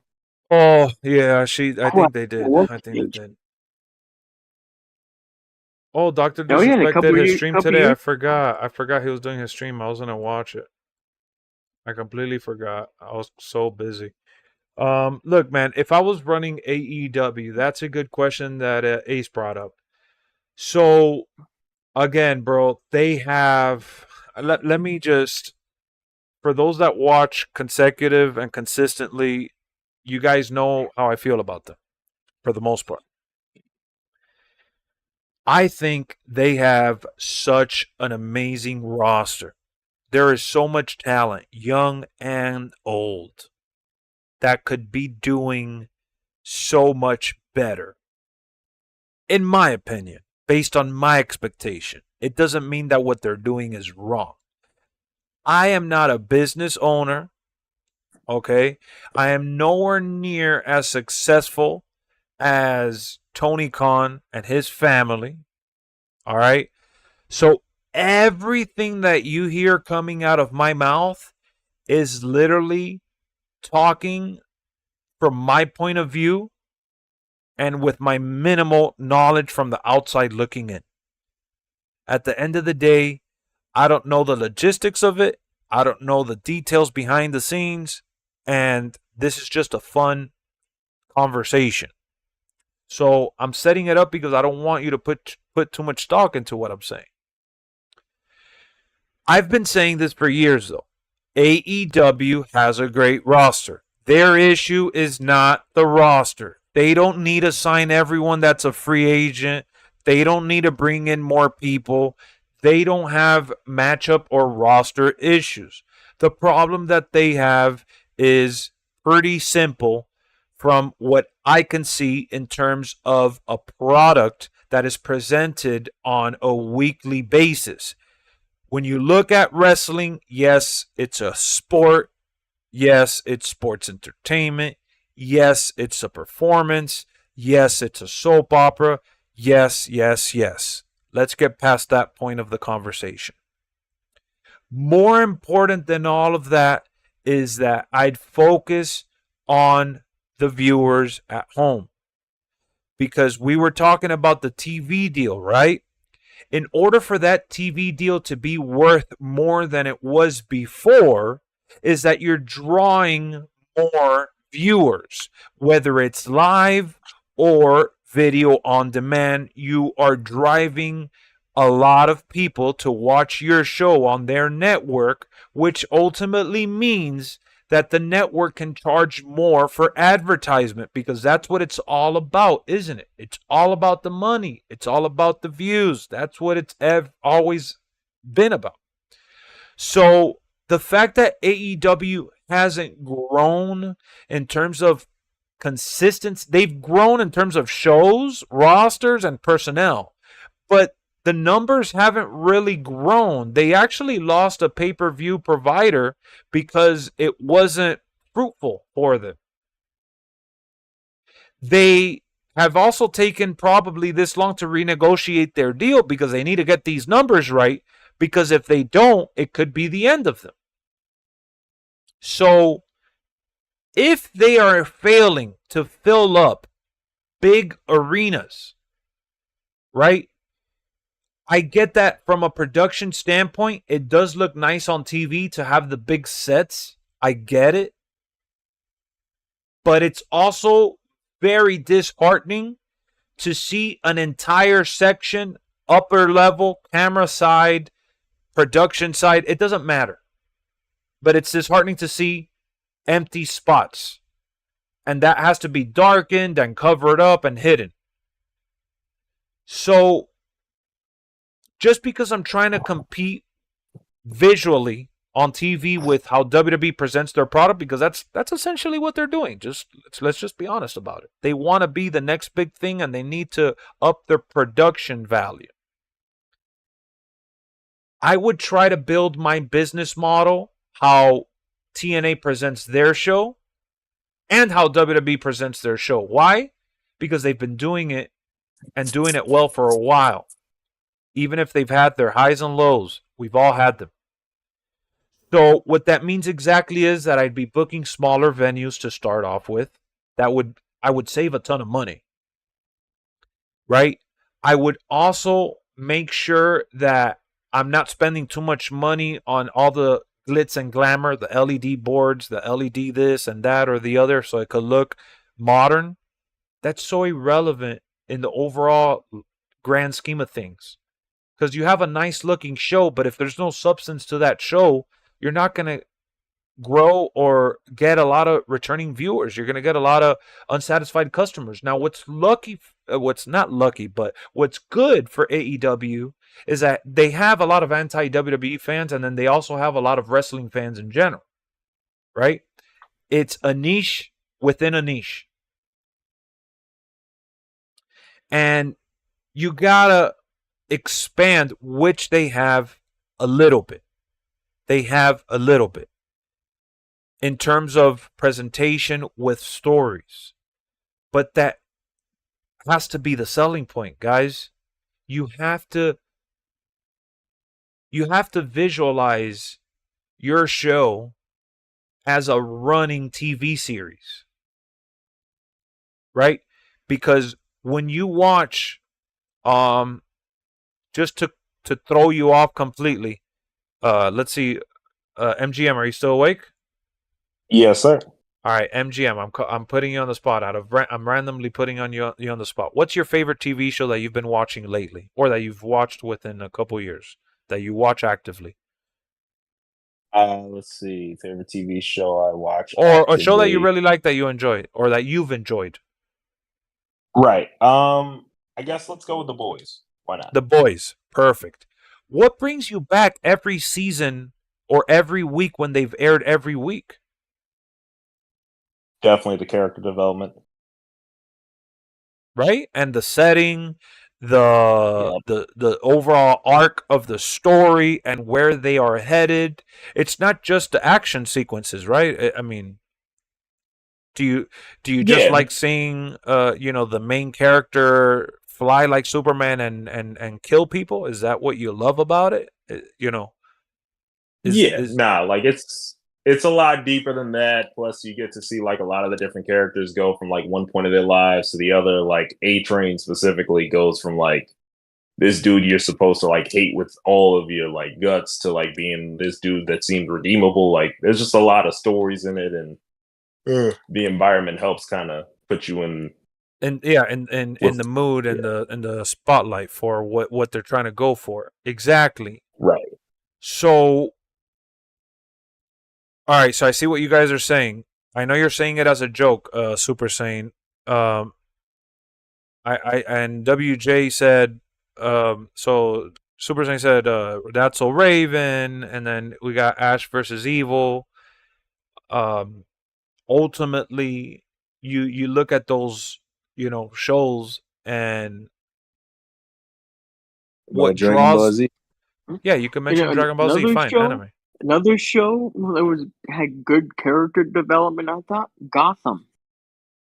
Oh yeah, exactly. So what brings you back is not just the superhero element or the dark setting, or the fact that you think someone looks sexy or cute, or that there's a lot of action. What brings you back is that you want to see where that character is going, what's going to happen. Law and Order, Chicago PD, those shows you're talking about, Ace, you want to see the next storyline within the episode, the next scenario, what's the next emergency, what's the next investigation that they have to crack down on. And AEW, they are trying, and they've done it. Bel Air, exactly. All those shows have one thing in common. They've all come back season after season, expanding on what they've already established. AEW is an established brand in the field of wrestling. But what we haven't seen from them is the advancement in the way they produce on a level where it's going to draw an audience. Now, I am one to say endlessly, I don't care what people say. I don't care what, what the trend is. I don't care if you don't want to watch this, that, or the other. You have your own taste. I get that. But at the end of the day, I love the movie Tron Legacy. Absolutely love it. One of my favorites of all time. I need people to watch the new Tron movie for me to get another sequel. I need people to hopefully enjoy it. More importantly, I need the creators to create something that is worth recommending and enjoying as a community. Because only then I will get what I want, which is more Tron. So taking it back to wrestling, I want AEW to continue to give me those 7-star matches. I want them to continue to put those, those 8-hour, 6-hour shows or whatever. I want them to continue to give me more of what I love. But in order to do that, as much as I don't care what the next guy has to say, I also need for them to draw people. So you see the running similarities, even if it's different avenues. Now, you can honestly sit there and say, well, that's not the case for UFC. And I'll stop you and say, you're wrong. Conor McGregor is still, till this day, the biggest money fight that there is in the sport. Greatest of all time. It's because he is the greatest character they've ever had of all time. You don't have to be the best mixed martial artist. You have to be the best ultimate storyteller when it comes to those press conferences and social media and branding, so people can buy into your fight. I need to sell you on why you're going to like me, because it's not going to be my work ethic. And it's just like these YouTube videos. You guys click on my channels for the conversation, for the debates, for the rage, for the joy, for the ups and downs that we all enjoy together, right? But if I sat here and I cried to you on a weekly basis, hey guys, member up, hey guys, donate, I worked so hard, I put in so much effort, you guys can literally just return the favor and tell me, Lex, there's a million other YouTubers doing the same thing. So what's going to separate me from everyone else? It's going to be my unique take that I try to present in a way where we can connect. It's going to be the variety of shows that I do on here, whether it's gaming, new games, or old ones within the wrestling space. It's going to be the watch-alongs, right? The party chats, the engagement, the fact that I pay attention and I actually take the time to stop what I'm doing to ultimately interact with you guys. That's what's going to draw you in. It's not going to be that I'm a hard worker, because everyone on YouTube, for the most part, that uploads every day and does videos, they're all hard workers. Everyone's we're all doing it. Just like in wrestling, everyone's a hard worker. Everyone's a grinder. Everyone is trying to be the main eventer. But I also know my place on the totem pole. And it's not that I don't want to ever get to 1 million followers. It's not that I don't want to invest into it. I have, guys, if you see my setup, I've had this background as like my own thing. It's my hobby, but I've bought in new cameras, new lights. I've bought in new monitors. I've bought in better computers. I've bought in all the consoles, all the games. It's just to be able to create and expand. I've tried expanding along the way as my channel has grown accordingly. to be able to give you guys even more value than you already got for free TV, because let's face it, I only have less than 20 members on the channel. And I have the membership at $2, and I still struggle to get people to member up. But look at the way that I create my content. I don't sit here begging you guys for a dime. And that's because I take pride in that. You know what I'm saying? So I'm trying to make it relatable so you understand where I'm coming from, because now you switch it to wrestling. You got to take pride in telling stories because that's the space you're in. Yes, it's great wrestling. My guy, so are all the indie shows that are out there. They just don't have the platform that you have.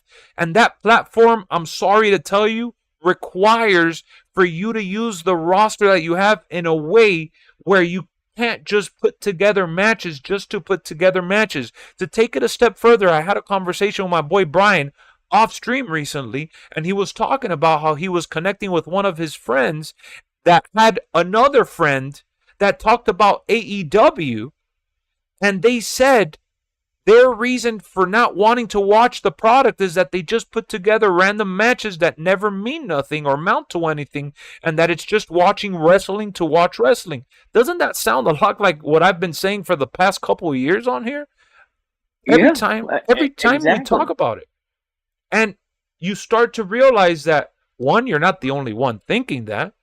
And two, it's not that you're hating, it's just the way ultimately that it just is.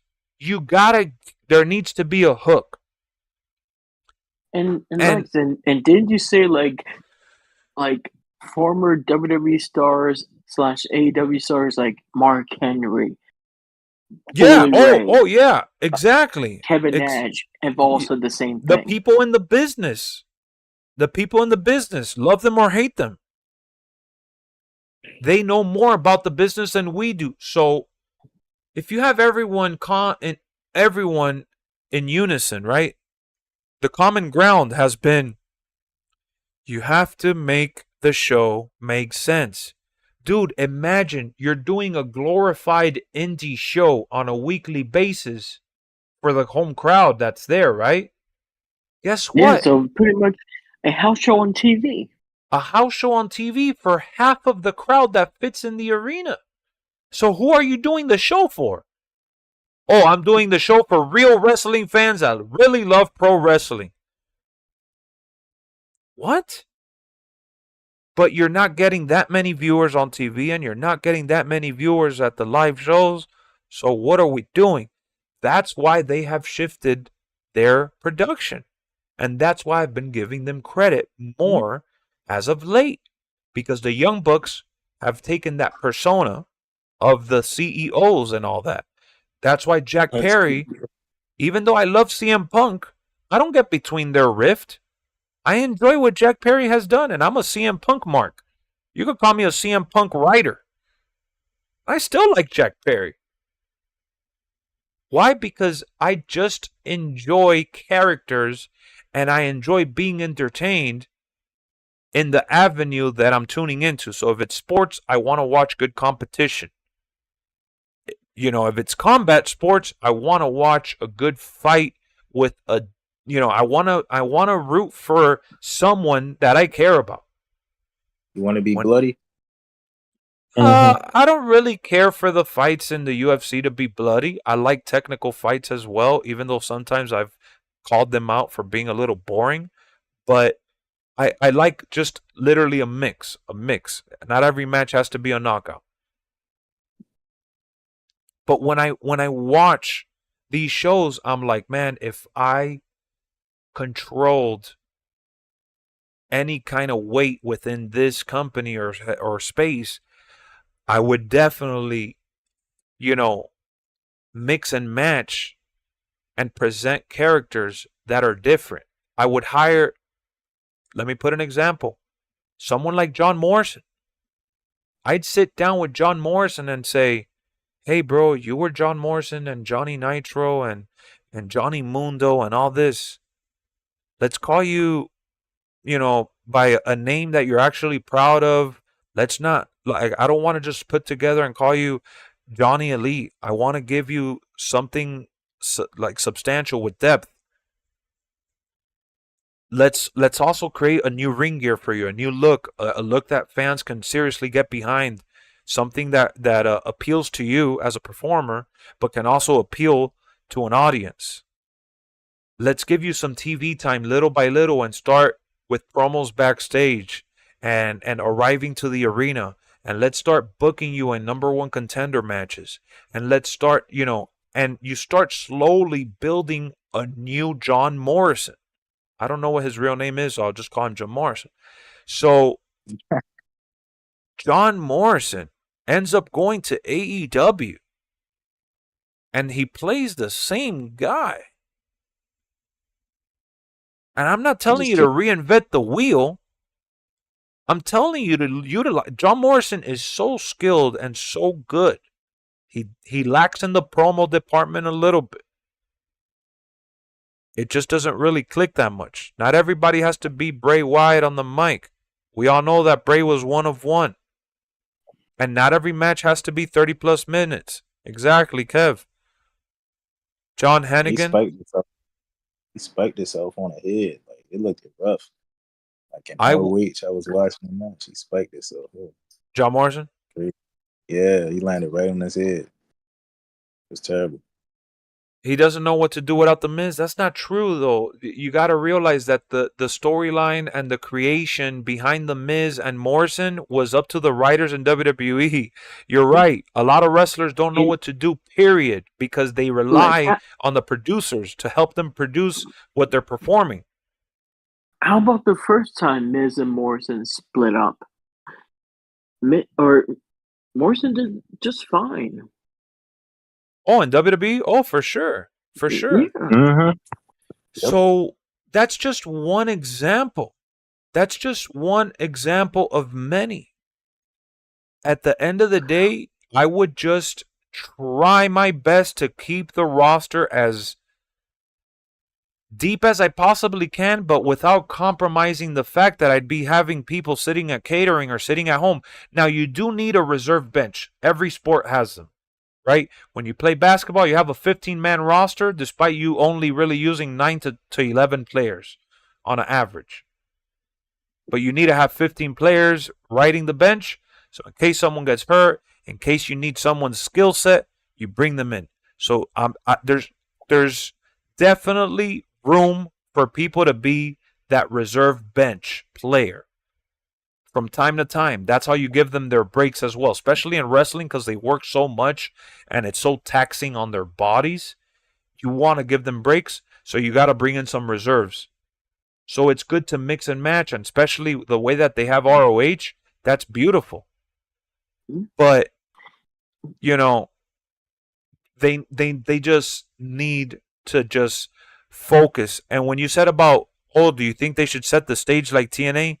Dude, TNA right now is running their venues in gyms and sometimes in smaller arenas, and their biggest crowds are like 4 to 6K because that's what like their average really is. Like the Hammerstein Ballroom, like something like that. Basically. But you know what TNA focuses on? Not just on 4 to 6K arenas or venues or whatnot. They focus on connecting the dots, the product on TV, and it's recorded, so it's pieced together in a way where it's a cohesive story. It's a wave that you're writing.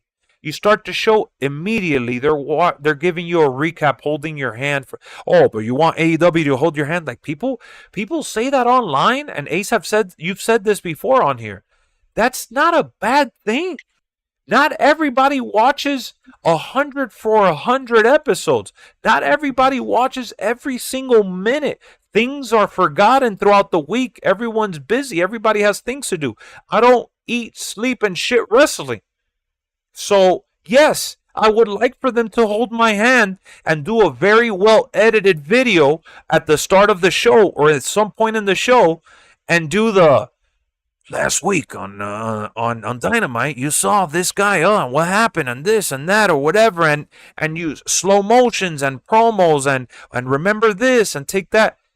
That has been done in AEW very, very minimally done. They expect the commentators to cover that too. Like, oh yeah, they have former chemistry. They fought for the title, but how did that match go? We don't know. And yeah, well, we want to exactly. see clips of it.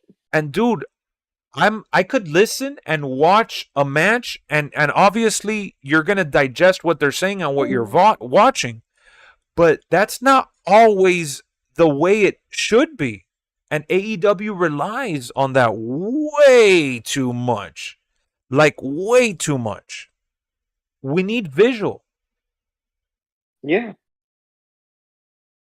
You know? And another thing that AEW does, these wrestlers have basically their WWE personas intact. Like, they don't make new characters. They do old stories. You're totally right. So that's what happens when you sign a big roster and you have like 3 shows and you got to fill out time. I'm not saying that they can't have filler matches. I'm not saying they can't have squash matches. I'm not saying that they shouldn't have 30-minute matches. I'm not saying none of those things. I'm saying that you need to have those things spread apart. And what you need to ultimately put on a drawing board is, let me Swerve and Page. This is where we're starting. This is where I want to end. Whatever happens in the middle is going to go based on the flow of the show. And that's what Triple H has been saying. So are you saying that you want AEW to be like TNA? I mean, like WWE or NXT? Or I'm going to say no. That's not. I want them to it's not just Triple H. It's just, to me, as a viewer, because no, that's the WWE way. You're just used to watching WWE. No, bro, I'm used to watching television programming. And when you're watching a product that is literally produced behind the scenes with the performers knowing the outcome, you cannot rely on the athleticism and the word of I'm better than you. That can't be it. It's not that some matches can be based on competitive spirits, but that can't be the driving force in the whole arc. That's why I love the Swerve and Page storyline. Because at first it wasn't that personal. Then it was about the title. Then it was about who was leading the company and who was better. Then it just out of nowhere got super, super deep and personal. And it went on and on and on. And they interrupted each other. And they cost each other matches. And, so they're capable. Lex, you just want... No, I want them to keep doing more Swerve and Page. They already have the formula. The Young Bucks. I love that they're the EVPs and they're doing what they're doing. When Kenny Omega comes back, that's money because they're going to feud with him. And I want more of that. I want just more of that. Just give me more. That's another good story they did. Adam Cole versus MJF. That story. It's another one going on with MJF and Daniel Garcia. That one started a couple weeks ago, and I've given them their props despite not even being a fan of Garcia, because I'm like, bro, they're trying to give us something, and it looks like it's working for me because I'm enjoying it. Even with John Moxley, he got his little thing going. Exactly, Ace. Exactly. But Ricochet, I don't know what he's doing. He's sitting in catering right now. You got to do more of that. And you could use CM Punk with a lot of the people he faced. CM Punk and Samoa Joe, CM Punk and MJF. You know what I'm saying? Yeah, we need more than that. Definitely need more than that. Especially the women's division. Jericho and MJF. Oh, yeah. MJF and Wardlow. MJF has been their best storyteller. The best thing they had was Tony Storm and Mariah May. That's been top 3 for them. Yeah, they also got Statlander and Willow, but the problem is they don't really give them enough TV time. Nah, my on boy, Dynamite. that's just a joke, though. Come on. I And I don't get even that. I know remember they're that trying. I know they're trying with that story, but you gotta also like, you gotta. Nah, they put it on the pre-show. I'm talking shit. You're right. They do got that storyline. You're right. Let me shut up about that one. I'm wrong on that. They are trying with I that. didn't even watch the pre-show. I ain't even going. Yeah, no, I didn't. No, and that's on me. I'm talking about them doing stories, and they're doing a story that I don't care about. Who cares? They need to keep doing it, and they need to, because not all of them are going to hit. Not all of them are going to resonate with every single person. But as long as a lot of them, have some consistency, they're going to start to build a following, and people are going to jump into it. The promo MJF and Punk out on Dynamite where he called him a less famous Miz was great. Yeah, that was great. Like, what is Mercedes Moné doing? Like, what storyline is she involved? Nah, she's just all over the place. She's just trying to act like she's the dominator there. She has no Mercedes real story. be doing her own thing. Yeah, she's like, nah, I'm gonna do my own thing. That's literally what they've done. Look, you guys hate Chris Jericho on the Learning Tree stuff. I don't agree. As annoying as he is, that's the point. Yeah, I like the only reason they started booing Jericho was because the allegations. Yeah, the allegations. I remember that. Do you think AEW should have their own division for sports-based matches? My boy, they have help me out here, the Atlantic, isn't it? Don't they have like the Atlantic Championship, the International Championship, and the Continental one is the more sports-based one because that's the one that he did the tournament for. Yeah, so they have the Owen Hart, the Continental. I mean the Owen Hart, the Continental, and there's another one that I'm missing. Which one's the one that Okada has? That's the Continental. Okay, which one's the one that Will Ospreay has? That one is the All Atlantic. United States. No, that's the United States, ain't it? No, he changed it back. No, they don't.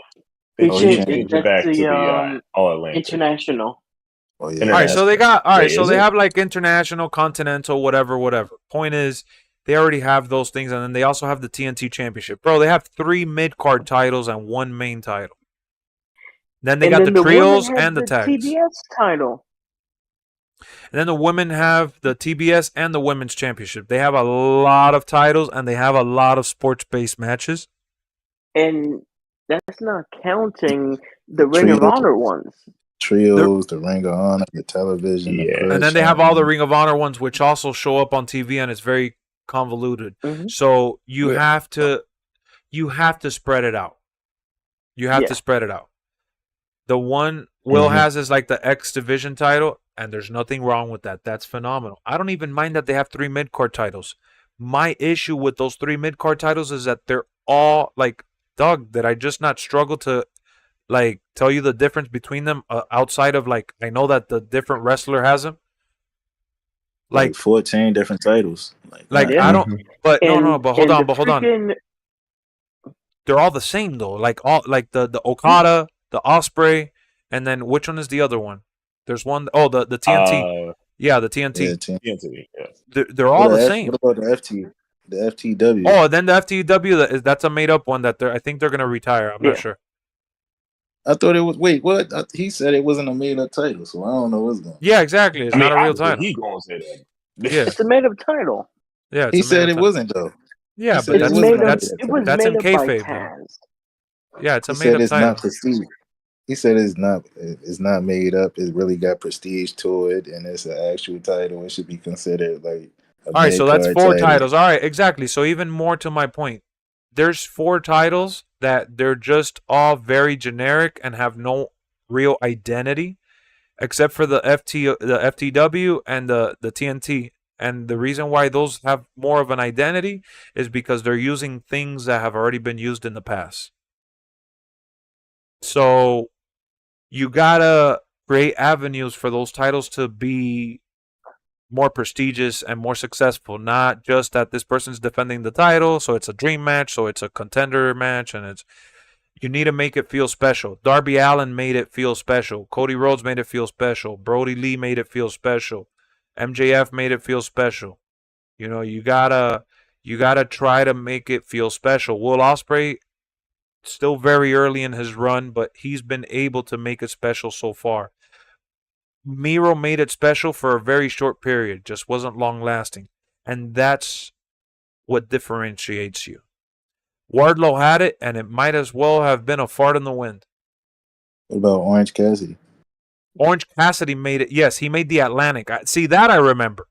He made the Atlantic title feel special. Yeah. Yeah, he did. Or whatever the name to tell that Will Ospreay has right now. Yeah, it's the Atlantic, title, I believe. Or the Continent.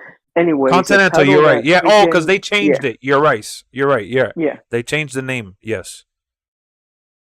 But when that title first was debuted, it was supposed to be defended anywhere, any company, anything.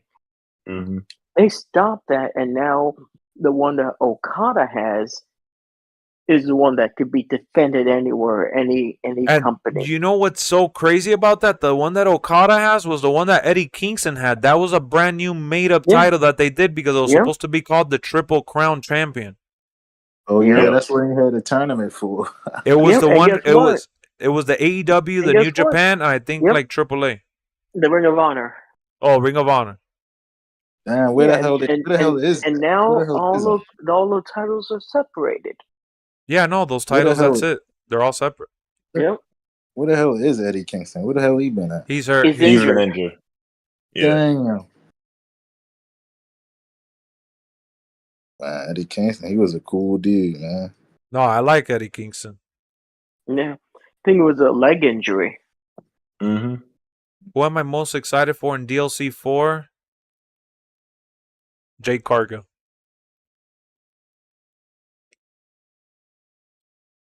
I wonder when Edge won't come back. I would have had Eddie Kingston as one of my main champs a long time ago. Yeah. He's a great storyteller with minimal story. Yeah, very good. Put one of the mid-card titles on him and let him elevate that title. What up, Guan? I feel like... Well, they did. That he was the original one that Okada had, and they took it from him. Yeah. Yep. I feel like Edge adapted well to the AEW environment. Edge did nothing in AEW of significance outside of the stuff with Christian.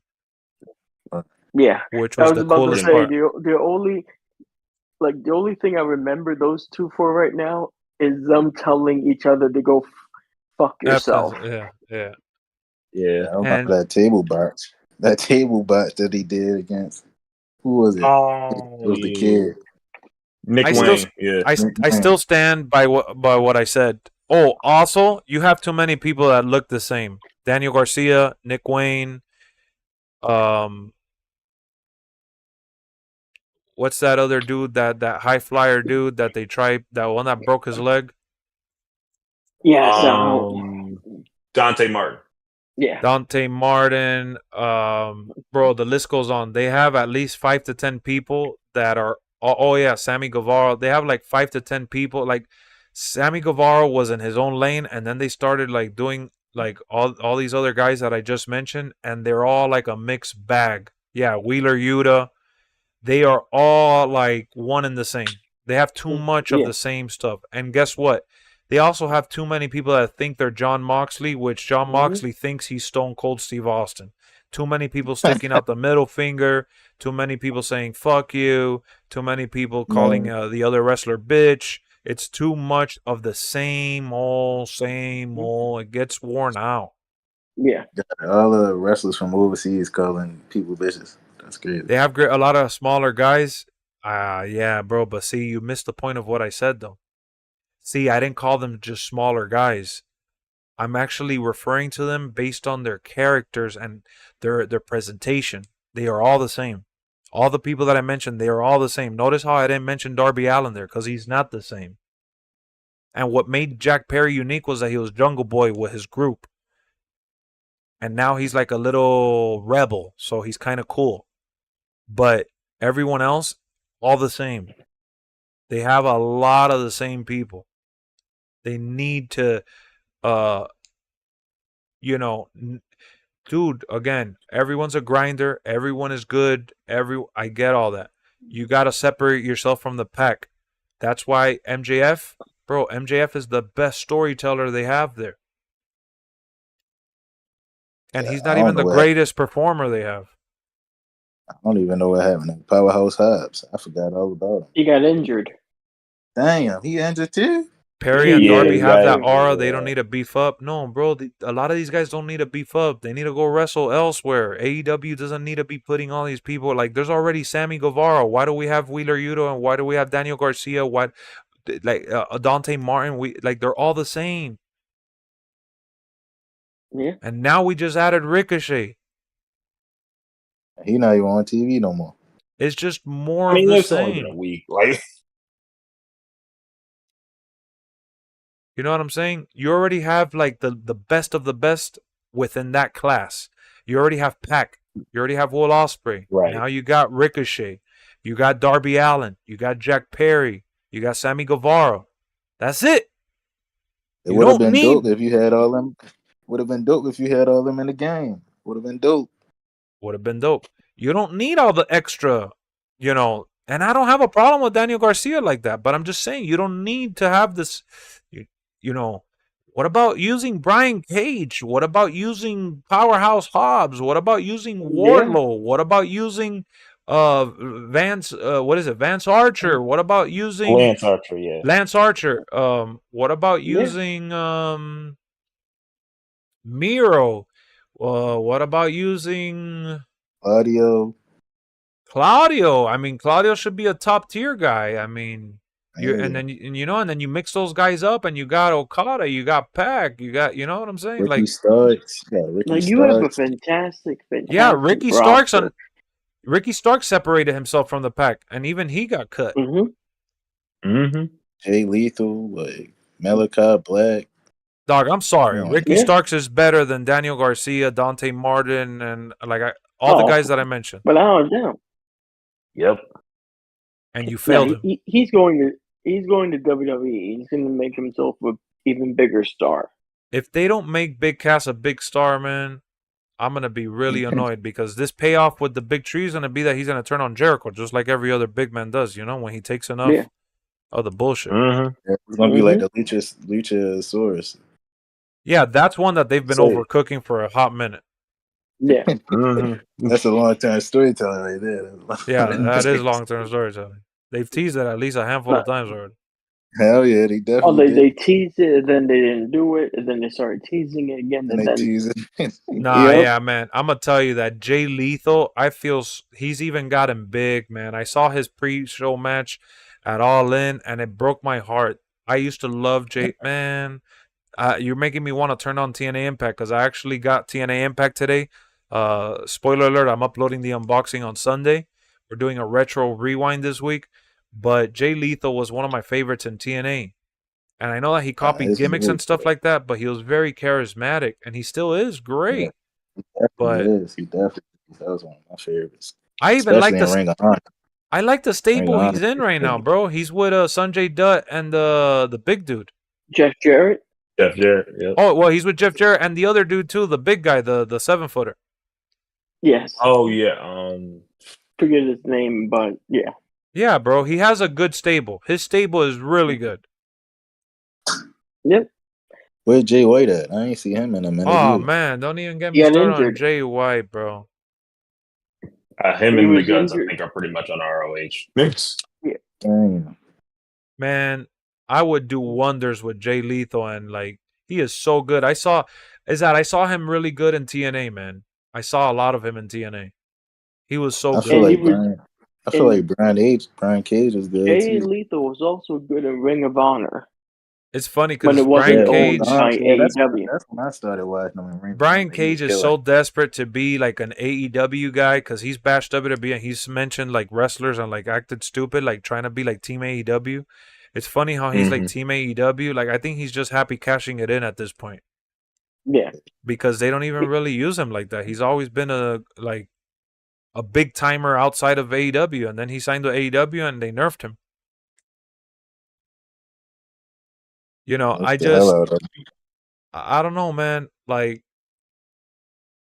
you know what's funny? I don't like Eddie Edwards. I don't even like Kurt Hawkins like that.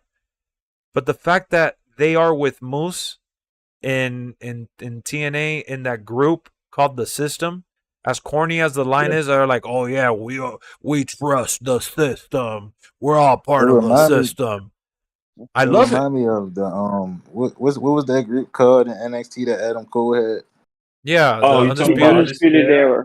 Yeah, that's then they say shock the system beginning yeah, of the yeah, entrance. yeah. Like, what? Yeah. That's kind of like what their whole shtick is. And I like that team, bro. Moose and all that. And look, you team up guys like Kurt Hawkins, Eddie Edwards, and now they got Dangle, Dirty Dangle. He's with them. Dude, like, come on, man. I don't know. Like, they make it seem like it's rocket science. You already hired all these, superstars. Why don't you equally hire producers backstage? Yeah, Fox good too. He good in the ring. Yeah, Fox. I forgot he was even on the roster. I'm gonna be honest. Yeah, that's what I'm saying. I'm looking that's at the another roster. Filler. That's another filler, dude. Though. I feel like he good in the ring though. I don't know about his mic skills, but he good in the ring. I know he is good in the ring. It's just damn. Now you guys got me feeling a little gloomy about AEW because they have such a good roster. I feel like there's so many people that I would like to see more of. Brian Ace. I would say Brian Ace. Brian Keith. He good. What the hell happened to Keith Lee? I know he got sick for a little bit, but what's going Keith on? Lee. That's another one, Keith Lee. Yeah, apparently he's still dealing with some injuries and health issues. Bro, Danhausen, man. What about him? Oh, they signed him for the indie hype and they stopped using him after a little bit. That's crazy. Yep. I think that when you look at their roster, you know where their priorities lie. For sure. Jericho, Moxley, MJF, Perry, the Bucks. Those are guys that you're going to see like every week or every other week, 100%. Josh Wood's been killing it too. Can we just all be honest, man? We wanted to see Paige for the women's division again, and it was so crazy that she was able to come back. And she has been like a dud. Yeah, she ain't been hitting. She ain't been hitting. She's been DOA. Yeah, they booked her horrible. Same with Mercedes Moné. Like, oh my God. Oh God. The Swerve Strickland and Keith Lee story was horrible, bro. They ended up having their match on a random Dynamite with no momentum. Damn, they got Kota Ibushi on the roster. He could have been feuding with Okada by now. Kota is also hurt. What? Yeah. Well, that's another thing too that I was gonna tell you, bro. Is it just me or Okada just sucks? I'm talking about AEW Okada, by the way. Yeah. They kind of get a lot of these Japanese guys a bit long in the tooth. That's the same thing that happened to Kota. He was rough before he got injured. They could have had a feud going on by now if he wasn't injured. Okada, I'm talking about AEW Okada. Like, my God, if there is, he is the most underwhelming superstar that has been so overhyped to me. Yeah, the only thing he does, in my opinion, is to say "bitch." That's it. I like the way VJ emphasized on it. Yep. He only says "bitch," and that's it. That Man, is I his want. thing in AEW. I can't They even hold. could. They could. Matter of fact, now that I'm looking at the Russ, they could do Ricochet versus Matt Sydal. I wouldn't mind saying that as a He rivalry. says, I wouldn't mind. "Nah, bro, Okada's incredible, but AEW is holding him back. I saw all his matches against AJ Styles. Here we go. I understand what he's saying. Erase everything that you said after, but AEW is holding him back because all I said was AEW Okada, aka referring to his AEW stuff. Even his match is good though. It's just his mic work. They are He all need a right, but they mouthpiece. have nothing going for it. He's He just going need through the mouthpiece. motions. He And need a, how hard? And how hard was he on the mic when it was at TNA? Oh yeah, no, his mic stuff is not. he need a Yeah, he's mouthpiece. not good on the mic. It's the He need- usual translation from Japanese to English. A lot I'm of sorry, Japanese man. wrestlers struggle with. You guys may say that I'm ignorant for saying this out loud, but I'm going to give you guys how I would picture Okada in WWE. I mean, in AEW. And notice I never said this for Shinsuke, so I'm not trying to be that stupid either. We have never had a serious Japanese mobster in American television for wrestling. He would have came from Japan, and I would have made him like a Yakuza. I would have called them something else. I would have had them say their name in their culture and their Japanese native language, and I would put the translation under in small for the American audience to help them. And my video vignettes or whatever they're called, I would have him come out with the same suits he's been wearing, but I would have him coming out like Ric Flair, not with the Young Bucks, not with any of those guys, but I would have him with Takeshita. I would have him with some other people. And if you want to get like real nasty and like Americanize him, you could add someone like a Don Callis to that Yakuza type stable. Once you establish his you make him a Yakuza boss like that. Again, you don't have to call him Yakuza because I know that's a very serious gang over there and there's nothing to play around with. But you give them something, edgy like that. And, he doesn't have to talk much. He's usually doing the Roman Reigns sitting on a chair thinking about his next move and planning, on the chessboard. And you give him a level of prestige without even having to have the belt on him. So when he does win the belt, he dominates with the belt, and it means something when he loses it. Same thing that happened with Roman. Roman is literally a Samoan mobster with his family. Right. Yep.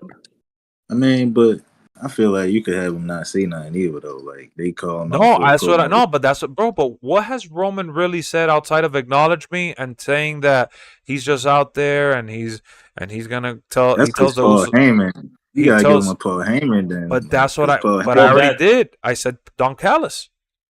right. That's the reason he was talking about I Don don't think Don Callis. Callis that good though. To be honest, he Nah, just man. He comes here. I'm talking about people that already come out with that like mobster swag. Like he already comes out with the fancy suits and shoes and the glasses, and he got that thick accent. That's like, you know what I'm saying? Like he already looks like a freaking shady drug dealer type. Yeah. Exactly. So you give Didn't him. he get attacked by a fan? Well, probably because he gets a lot of heat. He does.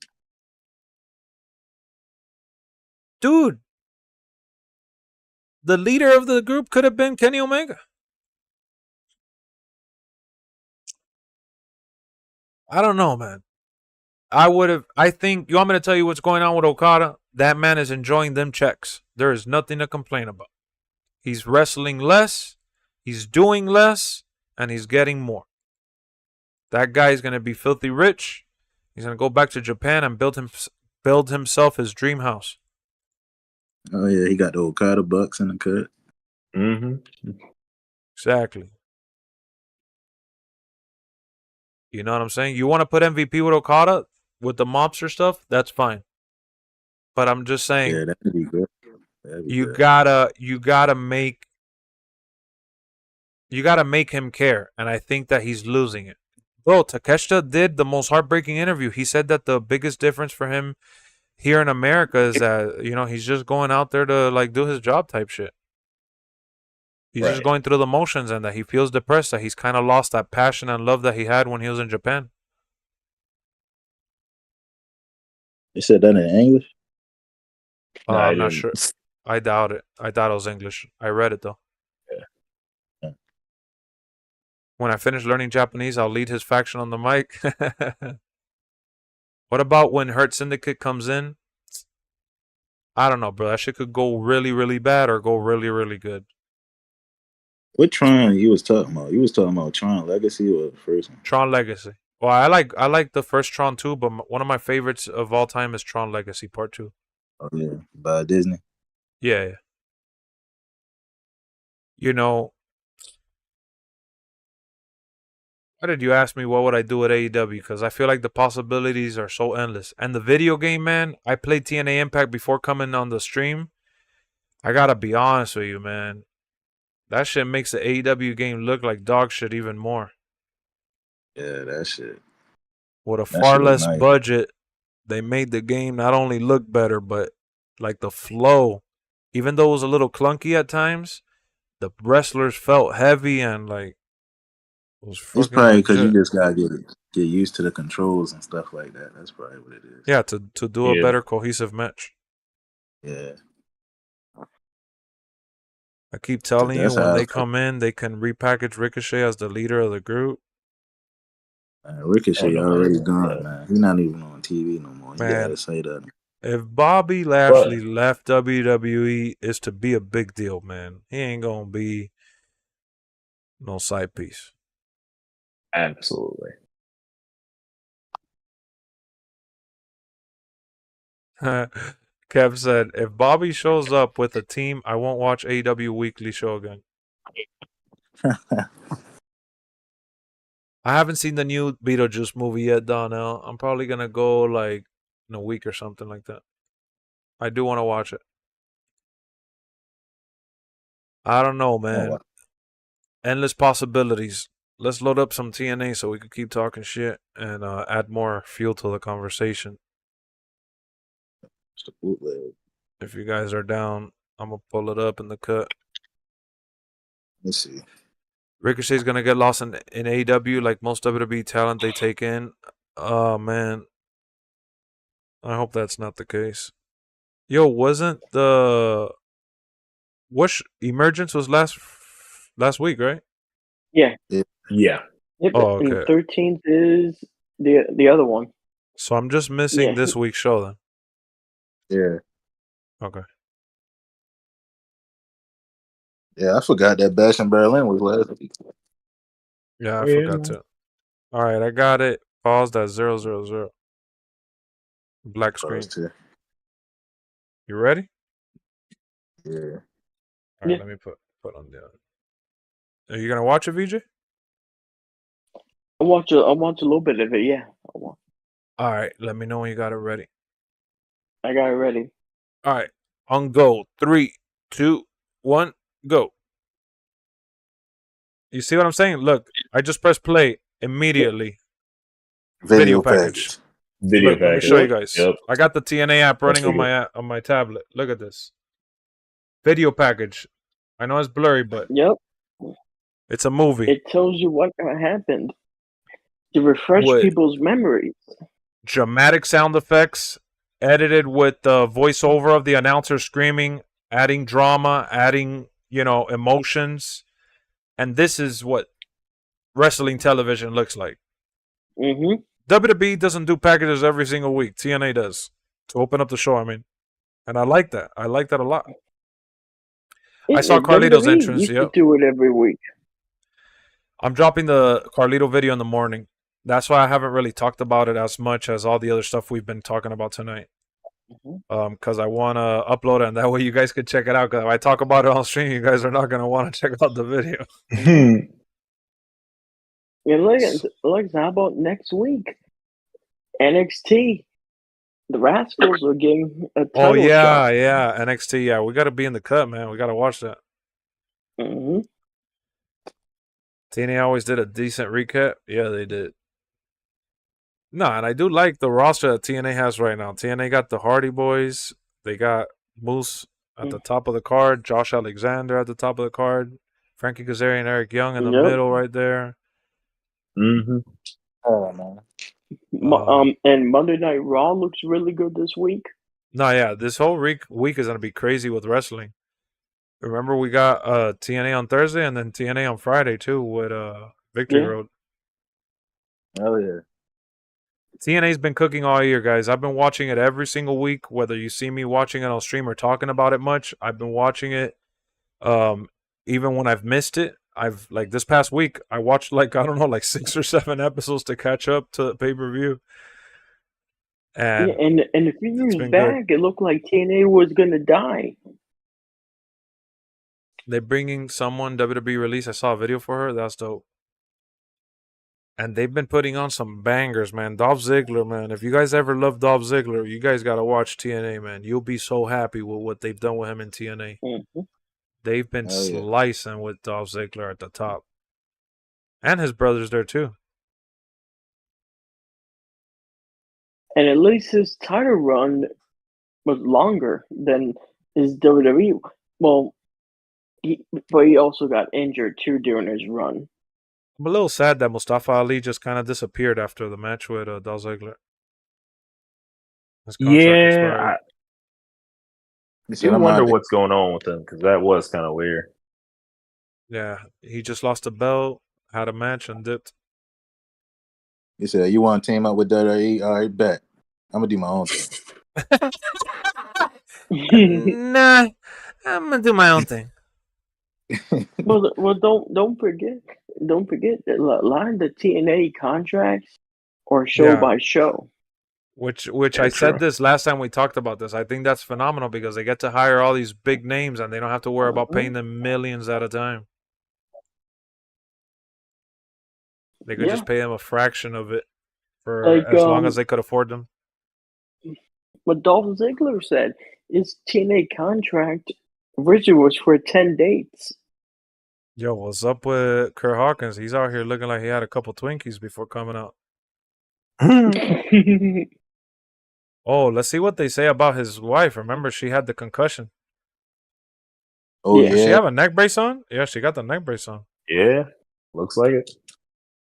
You would think she had bandages wrapped around her head. Well, dang. Isn't it funny that her tag team partner isn't part of the system? But, I mean, she's coming out with her now, but typically she's never there with her. No.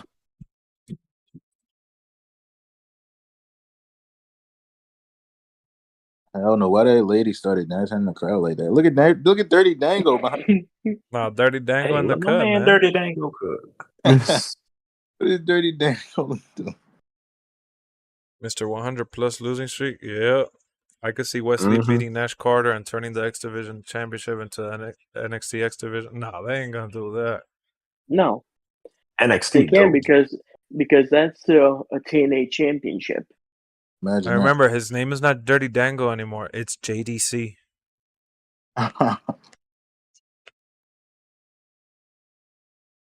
Always gonna be Dirty Dango to me. It'll always be Fandango to me. Fine, Dango. Bro, what the hell is wrong with this lady? She sounds a little annoying, doesn't she? Sound like Vicky Guerrero. The system is dominant and emergence, and we have something to say. Oh my god, that's pretty bad, actually. The system eat corn dogs. Oh shit! They're getting booed out the building right now, though. They loving it. Hey, that's your job to get booed, right? Mm-hmm. So, chat, for those that watched SmackDown tonight, before we get deeper and deeper into the show here, what rating did you guys end up giving SmackDown? I'm going to do it 8.5. All right. I think I went with solid 8. Okay, 8. Kev said 8. Dark Lord said 8. Oh, Jared, I think you had said it earlier. Yeah, you said that Bret Hart was going to be there. Rich Swan was On found Raw, guilty. Damn. Jason said 8.5. Donnell said 9. On Raw, right? Bret Hart? Yeah. Yeah, they had a commercial advertising him. That's It dope. makes sense. They're in Canada.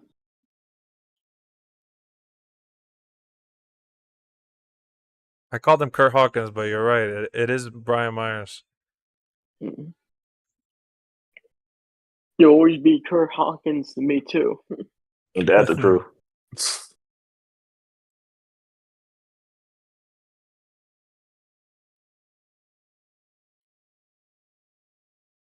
Oh, they're fighting at Victory Road for the tag titles again. That'll be a good match.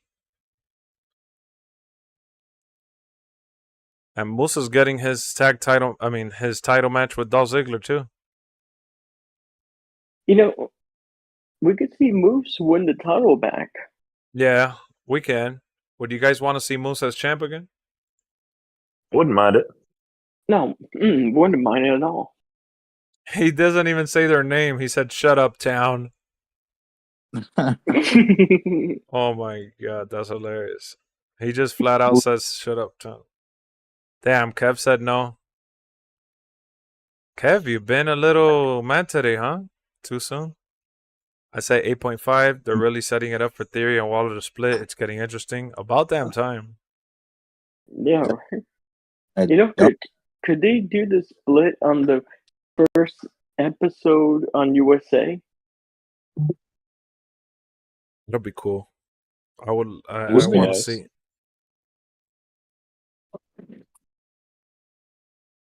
Who's getting that done, Pop? Wait, he said in 2 weeks. Oh, he messed up. Remember, he's saying 2 weeks because of when they recorded the episode, but in reality, it's next week. It's one. Yeah. Yeah, it's 1 week.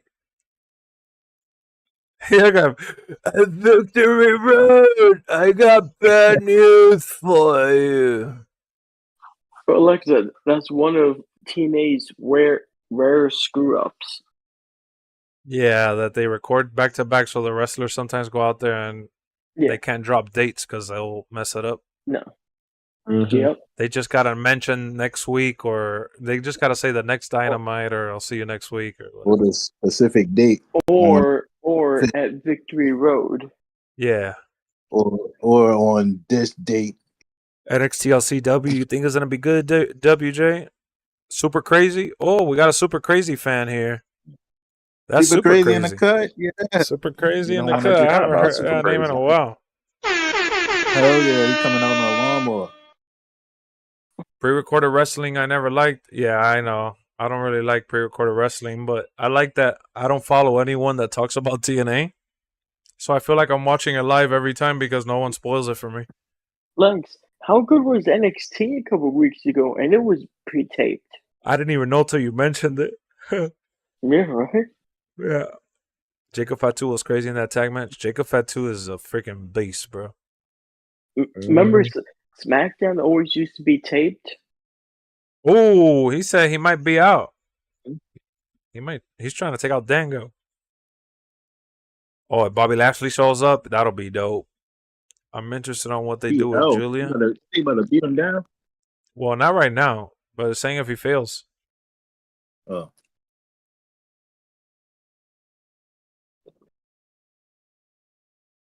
I feel bad for her. 0 out of 10 for me. Waiting for the big Raw Monday.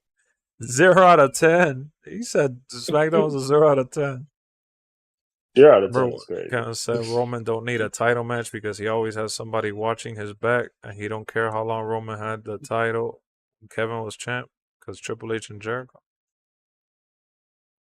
You didn't like that, DJ?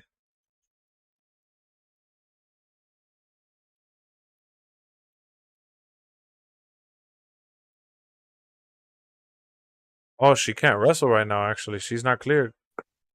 Yeah, she on the concussion protocol, she said. Spitfire. Oh, man. I don't really care.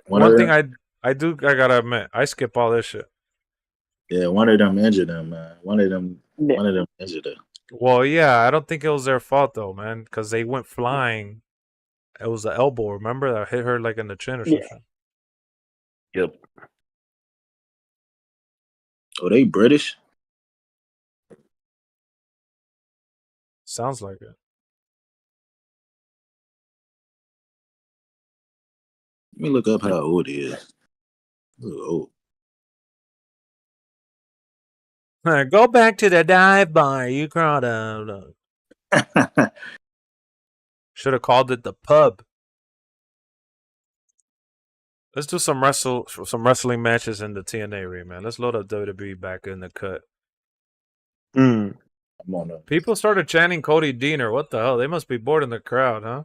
I thought it was John Cena. I was like, what the fuck are you calling John Cena for? No, this ain't Cody Deaner. So is JBL going to start managing Dolph? It seems like it because he's been showing up at his shows. Man, came out right? I like the NXT original team. I don't see what people see in Cody Deaner. Yeah, I mean, yeah, I don't like Cody Deaner. He comes out and he's like, he's a ghost. Do you guys want me to fight this match? I'll fight if you guys want him to fight.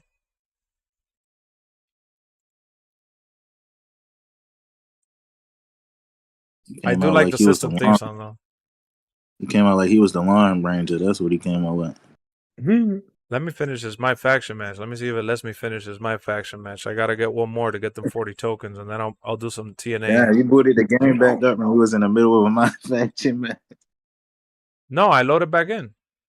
I just switched the screens. Oh, yeah. Wake up, fool.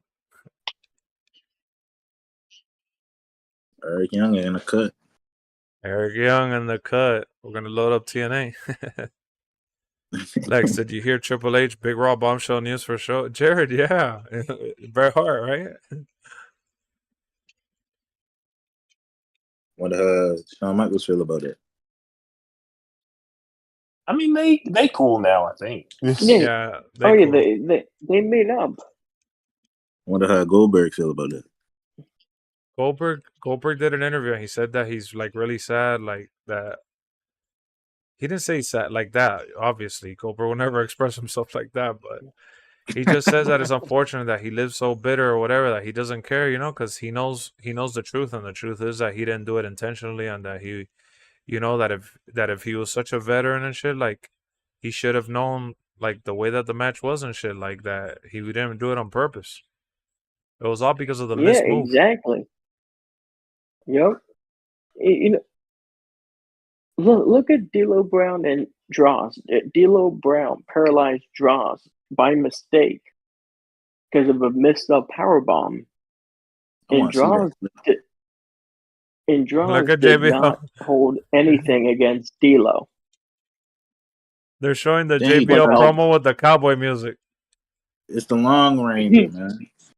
The Lone Ranger. You hear the music though? The guitar strum? They're like ding, ding, ding, ding. JBL gonna turn heel, man. He gonna clothesline the hell out of him once. Why? Because he's gonna bring in Baron Corbin? I thought that story was gonna be so good, man, but they didn't give it a chance. They booked it really stupid. They really did. That had so much potential, and they just botched the shit out of it. That shit pissed me off. James Storm still wrestles? Yeah. Is he still in shape? Probably not. One? James Storm. James Storm. Man, Kushida is one that I feel bad for, dog. This guy has been... He went from NXT to this, I think and James they haven't really done too good. Last I saw was signed with the NWA. James Storm? Damn, everybody's saying he's still look good. I haven't seen the NWA in a while. Wasn't his nickname like the Last Outlaw or some shit like that? Mm-hmm. Maybe. Man, I remember that match. That one match stick out to me. That cage match. Holy shit! The computer won because had no speed, bro. I ran out of stamina. Oh, Dang. At Oh, least it wasn't a no. faction, wasn't it? Nah, at You would have lost least. the ticket. Yeah, you I would have wish they lost the did a ticket. better job with Laredo Kid. He's had really good matches, but he's one of those characters that comes in with filler stories. Like, not even filler stories, but just filler matches. He just comes in to do like a good match and a good spot, and that's it. He doesn't have no story.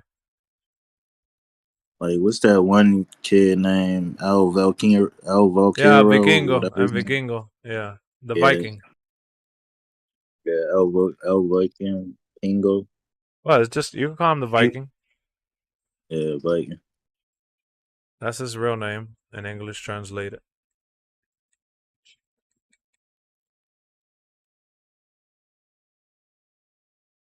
Like this match is about a cook. Kushida versus this is AEW type match. Kushida versus Laredo Kid. Absolutely I no remember he story. was. I remember he was in the game for like 1 year. They took him out. Laredo Kid? No, I'm just kidding. Kushida Kid. Kushida, yeah. That I saw him and I'm like, what the hell? Why does he look like the dude from Back to the Future? Remember Ellie Cottonwood did a promo on original NXT about his mustache? Who's that? I forgot who that is. Miss Beer Money. I know Robert Roode said that if he could have one more match, like the send off, like if it was like the perfect situation, he would, but I know he probably ain't. That's cool that WWE gave him a job, or that he's good enough to get a job post career. Yeah, that's good. Because honestly, he got career ending injury and he was with Dolph Ziggler. I actually liked when they're the Dirty Dogs. I just didn't like that they were doing a lot of nothing. Yeah. Yeah, he fell off once he got to the main roster for real. Yeah, because in NXT, that dude was on a run, bro. Strong championship run. Bro, my own freaking partner hit me. What, it was a ladder match? No, I'm doing a tables match. Oh, I just had to do a tables match. Yeah, Those the are AI fun. be getting my way. Yeah, like How you get that Tiffany Stratton? I pulled her in a pack. Oh yeah. Do you remember the America's Most Wanted? What, for when they were together? that was James It's a shame with Storm what happened to and Rude. Yeah. Chris I thought that Harris. was Beer Money. Oh, I thought that was Beer Monday. Nah, NWA is Chris Harris and James Storm. Beer Money is Robert Roode and James Storm. Oh, nah, yeah. I don't even know who Chris Harris is right now. Oh, shit. Look who came out. Josh You Alexander seen how he didn't run even it? care. You seen how he ran down there? What the hell? Josh Alexander's ruthless, bro. America's Most Wanted was very early Impact. Damn. Oh, she reversed it. Thank God, bro. I hate that the computer goes for the damn table right away. It's a little annoying.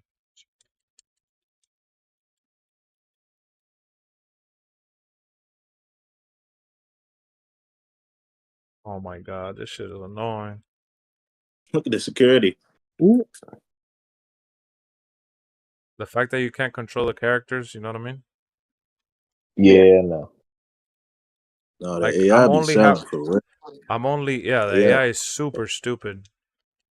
Look at her, look at her, look at It's her like, trying to. it's like when you playing against the AI, they the smartest AI in the world. But when you got them on your team, they just be sucking. Dumb as rocks. Yep, that's 2K AI for you. Especially on basketball.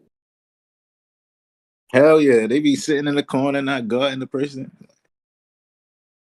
He said, "Come now." Damn, Kushida want to fight him right now. He want to get in the cut. Bring that goddamn belt. Look at Oscar, bro, bringing another freaking table, dog. What you doing, man? I want to punch her. Damn. Put the table down, dog. Look at that. Oh, they about to do the tables. Kushida, man. Taking it Santina right made it a to match. Josh Alexander. Right. I know. What the hell? That is so funny. Josh Alexander stole the spot from Laredo Kid. You see, this is crazy. How the hell did we just get Alexander now and the Laredo Kid is out? This that universe cutscene. This that Hell universe yeah. cutscene. Yeah. That is that universe cutscene though, for real.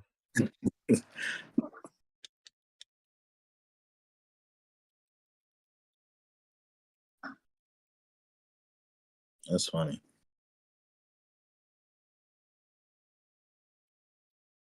Oh, the submission musician, Kushida. Now, what I sucks is thought that you this were match is watching going the to be Basil for a predictable. second. Yeah. Yeah. Man, as long as I get a good match. Bro, look at me stunned right here. What is this? Yeah, that's why I don't like the stun bar, man. I want them to throw that stun bar away. Like some people like, I like the stun bar, man. They should keep it. I'm like, no. What they need to bring back is the limited reversals. That's what they gotta bring. I was just about to say that.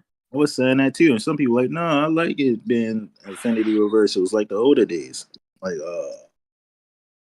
you ain't gonna never please everybody. Like, it's rough out here. It is rough out here. Some people don't like it. Some how people would like it. my faction be if you, or could be, if you had the limited reversals? Man, I just feel like it'd be easier if you could just play with your friends against the computer. Cause I'm tired of the teaming up with the AI and doing all that. The AI be selling too much. Yeah. I feel like in every mode, you should have an option to invite your friend to help you with that match. Or turn into the character. But yeah, the AI is trash sometimes, bro. Yeah, the AI be selling. Like, look at Asuka. She's just wired to bring in as many tables as she can. Like, she keeps trying to bring them in. She hit the crowd. They like, we want tables. She's like, oh, they want tables. They want tables. He's like, let me give him an unlimited amount of tables. How about the walking weapon, though? Whooping Kushida. Hitting them chops like Gunther.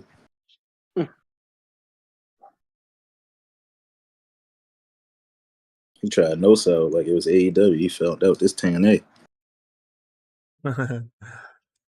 Oh, shit. They just pop up like no selling. Crazy, bro. Isn't she a zombie? Is she dumb? Nah, but that shit crazy. Yeah, she trying to get the table brains. Look at the tables. Look at the tables. Look at the tables. Oh my goodness. Damn, they setting them tables up. Jesus. I know, bro. They're gonna get it. There we go. I knocked it down. Did she knock down the table? Yeah, I'm Tiffany Strand. I did that on purpose. It's Tiffy time. A walking weapon. One thing about playing with the HUD off is I don't even know when I get my finisher or signature. It's kind of frustrating. Yeah. But it's more immersive. Well, it makes me think, like, when that Scott Steiner... Well, that's a good idea, actually. Like, did you ever think of doing a classic TNA? Yeah, you know, I would love to, but you know, nobody really has the TNA app like that. It's not like Peacock and WWE Network. There might be some that could be. Actually, well, they got rid of the app on the TNA pay-per-views on YouTube, but maybe they might have a couple of them on there. Kevin, they got rid of that tier though on YouTube. Yeah, they got rid of it. Me and VJ were talking about that recently. It's Tiffy time. Jason said 8 out of 10 for last night. Oh, for TNA. I'm watching it right now. Josh Alexander completely pummeled Kushida. He said it's free now. They made it free? Is it? Damn. Yeah, it's some on there this week. Let me go check right now and see what they got. Uh-oh. BJ gonna get in the cut. Well, do the research. But they do his homework. I'm gonna catch y'all tomorrow. I gotta head into bed. All right, MGM. You watching pay-per-view with us tomorrow? Oh yeah, no doubt. All right, sounds good. See you All right, then, bro. Lex. There are some. See you Yeah, tomorrow. there are some pay-per-views Peace. still on the app. Peace. Yeah, there is some pay-per-views still on the app. The YouTube? Yeah, on YouTube. Bro, the server is down again for Faction. Yeah, they just kicked me out too. This is embarrassing, bro. What stability update would... Oh, Oh, did you see what he just... Oh, we just killed them. Damn. Jesus. One hell of a freaking pile driver or whatever that was. Alexander. Mhm. Alexander's just on a tear. That man does not care about nobody, bro. He wants his title back.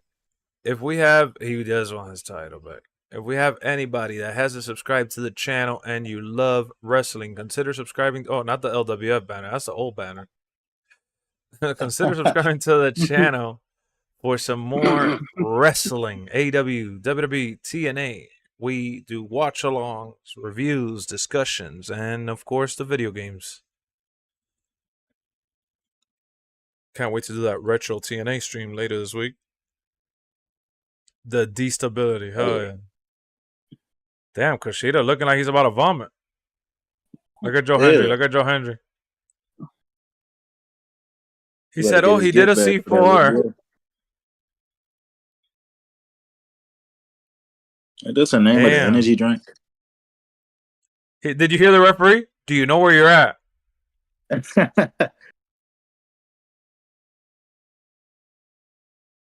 Walking weapon? Are we hurting people?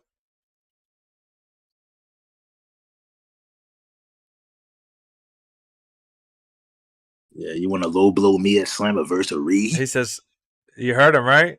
I will never forget what you did to me at Slammiversary either. That's good. The main event of Turning Point is probably the best cage match in TNA history. Who was it? Better take off the hat before I get sued. Oh my god. That's crazy. They can sue me for the $5 I got.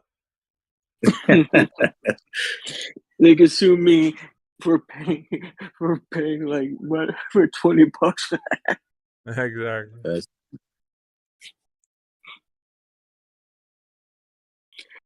Jordan Grace in a cut. All the Bound for Glories are there? Wow, that's insane.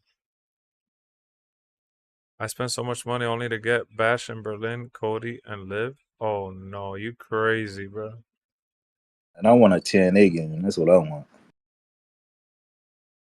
You want a TNA game? Get the Dolphin. No, I want a new one updated with Jordan Grace and everybody else like Moose. Oh, no worries. She's gonna be in the game next year.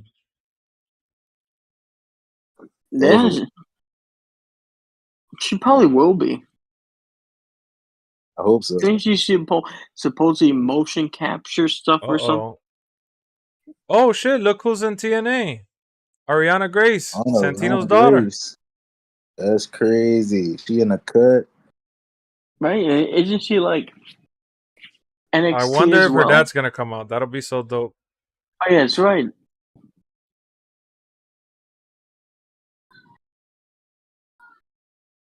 He gonna come out with the trumpet.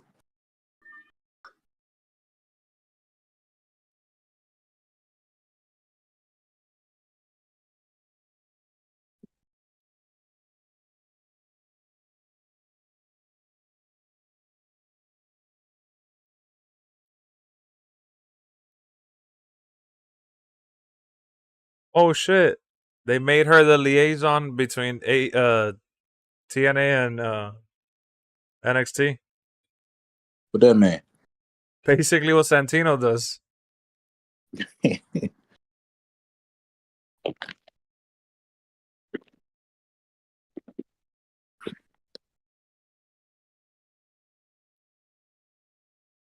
Oh, the karate girl.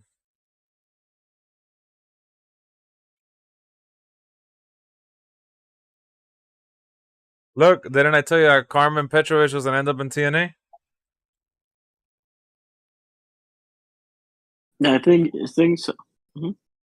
I said AEW TNA or some shit. Oh, she about to get the katana on that ass. She better be careful. That looks sharp. They gotta stop with these open challenges, man. We already know that they ain't gonna win on the open challenges. They keep doing it, they're gonna wear it out, you know? Yeah. She better be careful with that sword. She got her aunt's gimmick. Oh, Santina.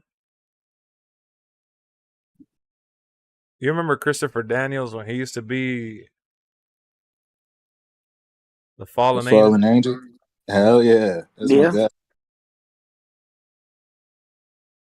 His matches with AJ Styles is crazy. I ain't gonna lie. Uh-oh, we got Aubrey Edwards in the cut.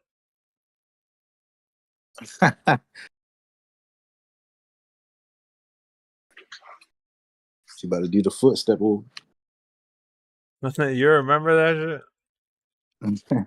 They cut that shit out too. That's crazy. Oh, Lex, I found an old school TNA pay-per-view on here. Unbreakable, 2005. Oh, shit.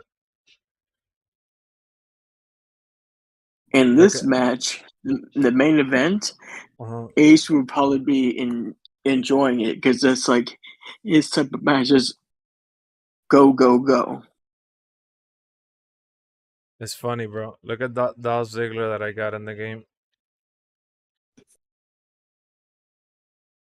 This is the one that I got to download on my PC. He looks just like Dolph Ziggler. Oh, crap. Yeah, he does. Yeah, he definitely did. The most wanted man. Mm-hmm. What about Steve Borden?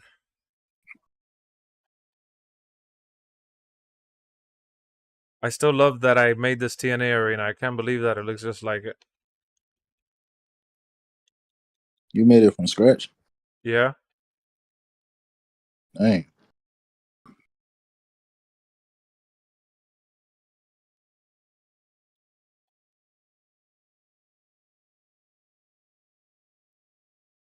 Pretty good, right? Would you just downloaded all the logos and put them on there? I got the logos from Google and I uploaded it to the game. Oh, yeah, that look good. You got it uploaded already? Yeah. I uploaded it immediately. I gotta download that. No, Lex, it's too bad. Like for Metatron, like you know, some Metatrons had like 3 screens or whatever. Yeah.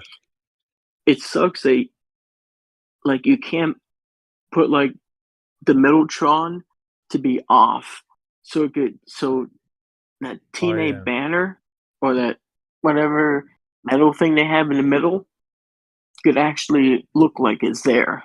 Oh yeah, like yeah, I get what you mean. I feel like they just started doing that with the arena. Yeah, stuff. that was a couple weeks ago. But I could do that. I could just get, if you see the wrestling match that I'm doing, you could see I got the WrestleMania Octagon banner. Walkthrough thing. I could try to put that in the middle and then put 2 TVs on each side. Oh yeah.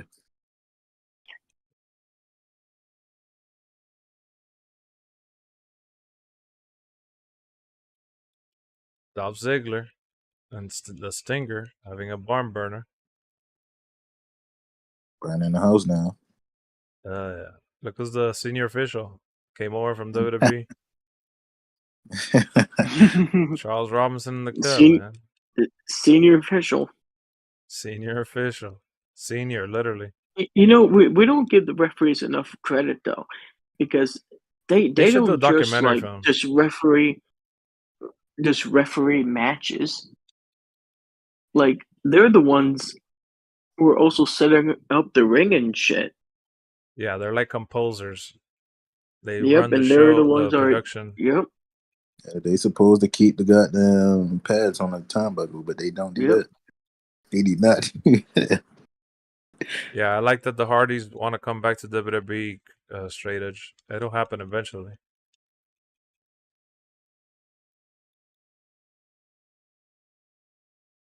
How y'all feeling about this match? It's pretty good, actually. They're giving Yeah. a chance to Carmen. Mhm. Oh yeah, she just hit Xia Li finisher. What the hell was that? Wait, did she win? Or I did don't I know what that miscount? was. Let me rewind that. Hold on. I'm going to rewind that real quick. I got to see that again because it looked like she counted 3. I'm going to tell you right now. So she missed a fatal bomb. Petrovic hit her with the kick. The Petrofire. The Bulldog. Let me see. 1, 2. Oh, no. She counted 2. Okay. Yeah. That bulldog ain't look like a bulldog, I tell you that. That was up to something, I'll tell you that. Always Oh, wanted a that retired power match bomb. between the Hardys, Edge, Christian, and the Dudleys. That would have been nice.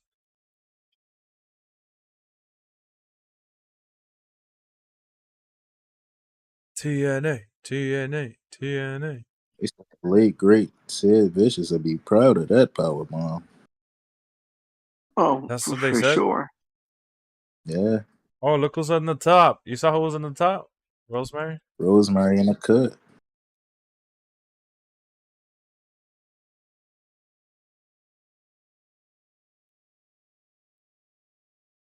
$236 is crazy.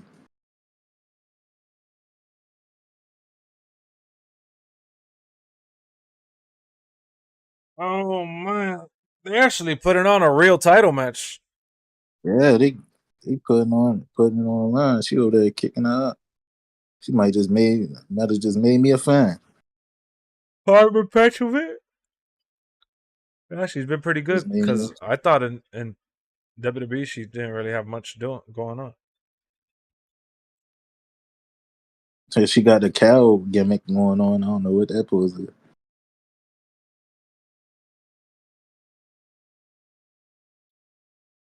I'm getting a little hungry, man. I just had me some chips. Yeah, I don't think I could wait a whole hour, honestly. Oh, man. You guys are still watching the show, right? Yeah, I Yeah, got I'm it in on the women's match. Been pretty good. Yeah. What happened to the chat? Oh, Everybody in the shit. chat fell asleep. Well, Kev says, do you have a favorite Ultimate X match? Oh, Kev, I wish I did, man. But as many have I seen, I don't remember. Probably one that had like suicide in it from the early days Oh, when I yeah. watched it. That Suicide dude in was the pretty cut. crazy. Oh my god. Did Oh, anybody see the 180,000. Ultimate X match where the ending got messed up because the X fell off and wouldn't stay up? For real? Yeah, the X fell off. I think it was actually at a Bound for Glory.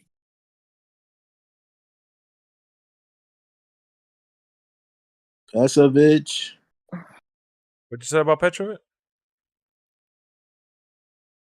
She going crazy. I'm here. Never What up, mind. Jason? Played Never by mind. She just Kaz died. or Daniels? Yeah, I think most of it was Christopher Daniels. Oh yeah,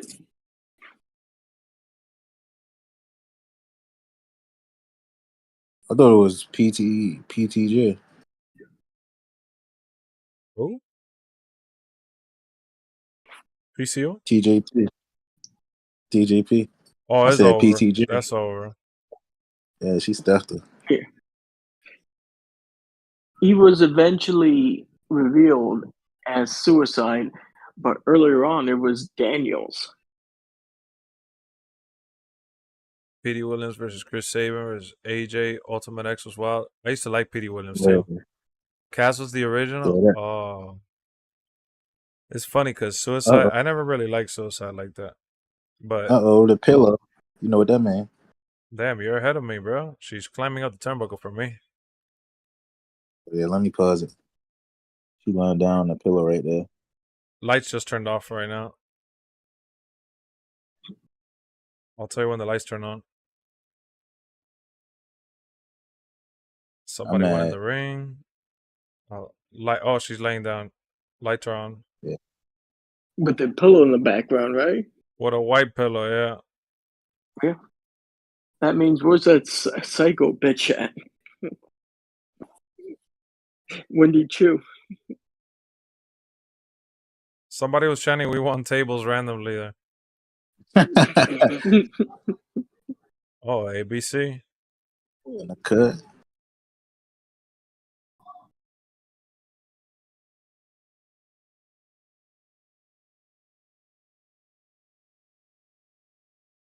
The system failed. WWE on Fox tweeted, "What a ride," and put John Cena smiling. I wonder who's gonna run that account now.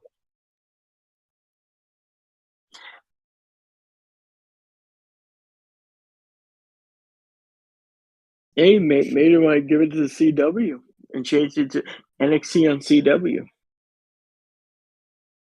or something. Wait, but isn't that a Fox account though? Yeah, it is. Fox Sports runs it. Triple H tweeted, "Thank you to Fox for an unforgettable 5 years of broadcast television, pushing WWE further into the mainstream." That one guy that's in ABC remind me of Jimmy Kennedy.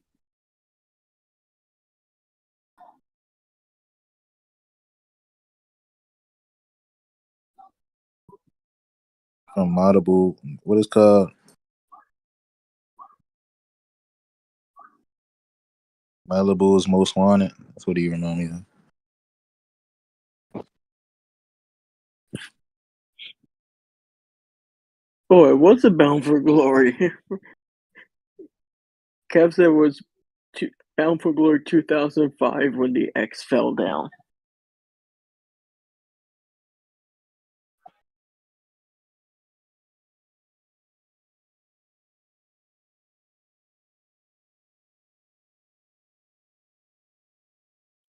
You got to earn title shots around here, but we could beat you next week, no problem.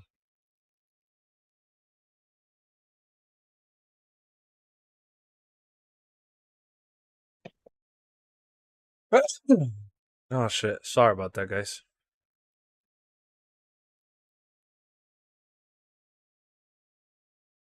We just beat them.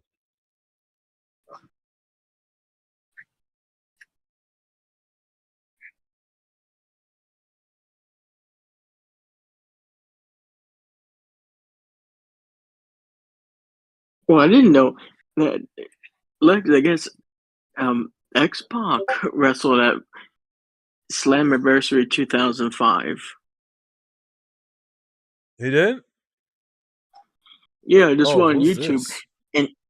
and he's on the thumbnail for the Slammiversary. I'm insane. That remind me what they did with Lloyd Tensai. Yeah, that's Ali. Yep. Oh shit! They signed Xia Li.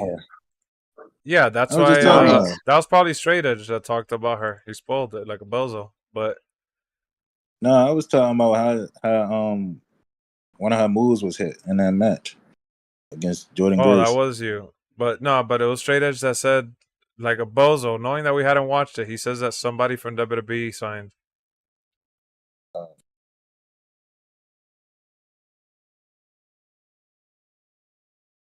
That rainbow cutter was nice.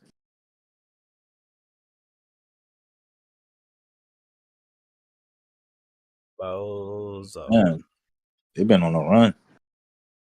Who, Wesley? The Rascals. First lockdown pay-per-view with AJ. This was a banger. Damn, I gotta go watch that. I got the TNA app. I gotta watch all that shit.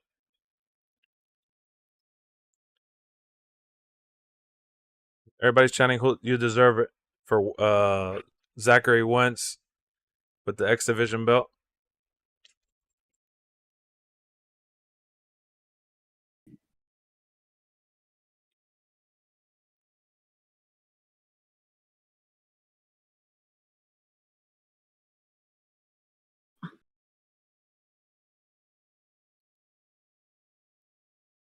I was able to pick myself The boyhood dream. the Damn, boyhood dream. Why that guy in the back look like he don't got no chin? Oh, Butterbean. Oh, Mike Bailey back in the cut. Oh yeah, He got to put on some shoes, man. you gonna kick somebody, huh? You better watch out. Yeah, I know. I would not give him that. Yeah. He gonna kick me. I'll freaking slap his ass. Does he think he's on the Karate Kid for having no shoes?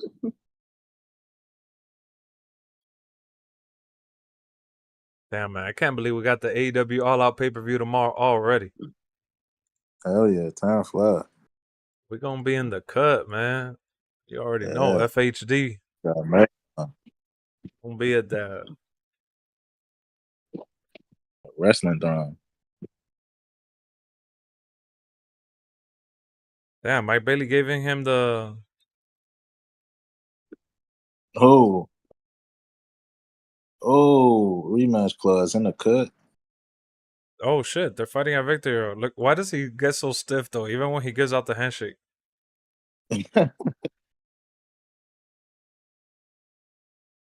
Oh. It's the methodical piece. Oh, the dude to the right, he fought at the X Division match. That was good.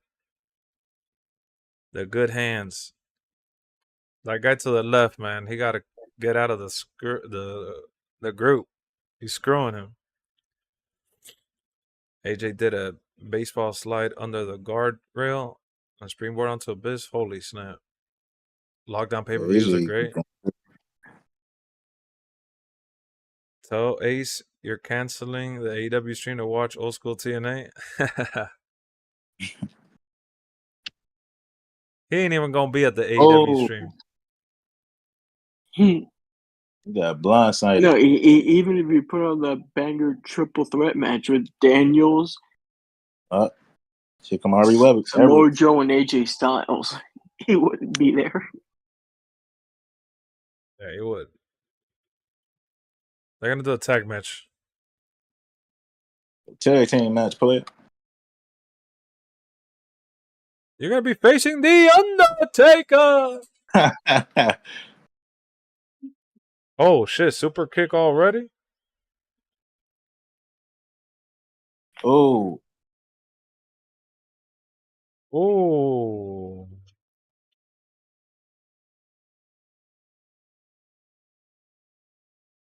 Mike Bailey and Wentz. What happened to Trey McGill? They're doing the former champion and current champion tag teaming before their match. Yeah, they're doing a can they coexist storyline. Yep. Yeah. I wonder what universe cutscene is gonna get enabled at the end. They're probably gonna do the fake out like that they're gonna hit each other. Yeah. Ooh, that's a big jump.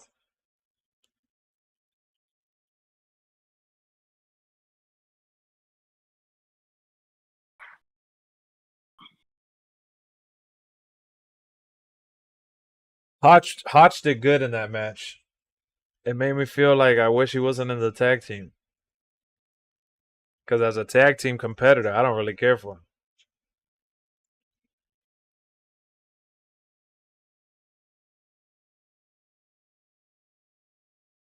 Jensen Hodge.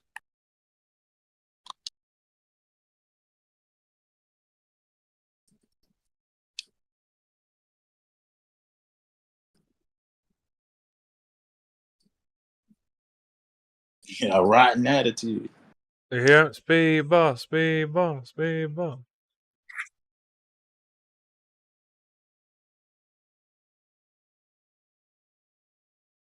Oh, drop kicked him across the ring. Yeah, I miss how drop kick was nice. I like Mike Bailey. My problem is that you know, his promos are not too hot, which is okay. Not It's everybody's not gonna too cut. hot. It's not too hot. Like, did it make sense that they had him qualified to get in his Nah, to but that get was him into just the trying to do the heroes. Like, yeah. if I can't win, I'm not worthy. Yeah. Pretty cool That concept. doesn't make sense though. No, it doesn't. Oh, They just didn't really have no one else. Yeah. oh, damn. Oh, damn. That was nasty. Nah, my Bailey's good, bro. That move in the game too, from the corner. They do? Yeah. I think they probably gave it to one of Pat McAfee friends. I gotta take a piss, man. That's how it be. Damn, we got 40 minutes left. After this match, I gotta take a second, guys. I gotta, as much as I don't want to stop or put the stream on hold, I gotta go pee, man. And I'm freaking hungry. I might even end the stream because everybody in the chat snoozing right now. When TNA started, it was on FSN. It was. What up, Logan? The Kadiki driver. Finishes the Carduki. I wonder if they're gonna put Hotch in the triple threat with them. No, it's not. Damn, Mike Bailey's filthy though. And I feel like his moves are so clean too. Like he don't even do like crazy. Like he does crazy moves, but they look good. Like he doesn't do it like recklessly, I guess. Right. Oh, over the. Damn, I love that over the top. Has that always been his thing? Every time he does that shit shocks the shit out of me. Yeah.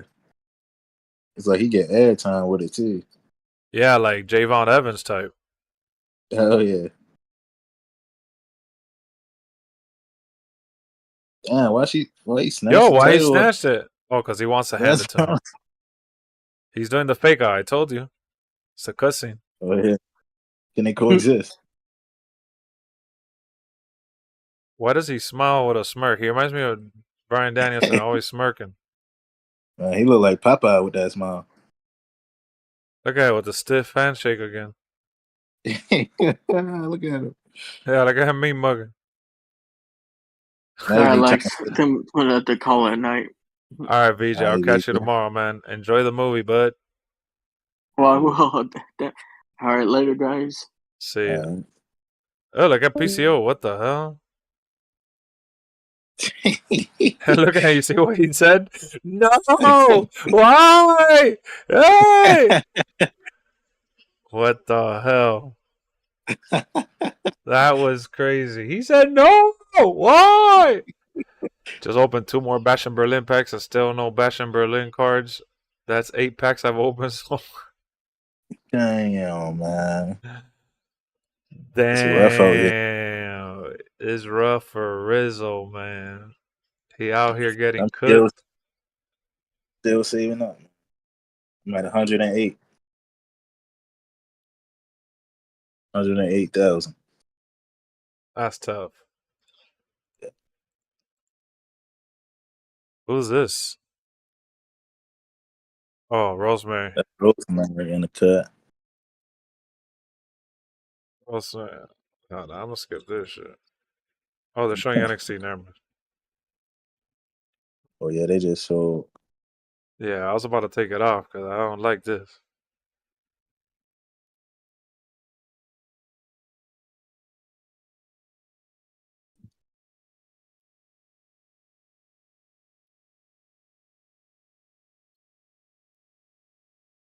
She looked crazy, man. Yeah, she did. Guys, we did 3 hours and a half. We reviewed most of the TNA show. We reviewed WWE SmackDown, played some 2K24, grinded some My Faction. I mean, we did it all. Dropped 3 videos today on Nia Jax and her horrible entrance. And tomorrow morning, I will be releasing the Carlito video, and we will be watching AEW All Out live. So the wrestling fun continues into the weekend. I hope you guys have a good one. Get some rest. Enjoy your night. Haven't spent any money though? Yeah. Can't spend any money, you know? And that's probably mainly why you haven't pulled actual rewards from the Berlin set. Thank you, Jason. I'm glad you enjoyed it. Creative finisher, always made my finisher the straight edge solution. That's funny. That is funny. Chris Delander. So yeah, I'm gonna get out. And look at me, man. I'm moving sluggish. I got my forehead all sweaty. Gotta wash my face. Gotta get a little snackaroo. What it do? Till the next one. You know, I always call. You gotta call it, man, because you know when the energy's low. You know what I mean? Gotta call it. So tomorrow we're looking at Carlito, man. Tomorrow we're looking at Carlito. Let's do it. More DLC 4 on the way. Till then, peace.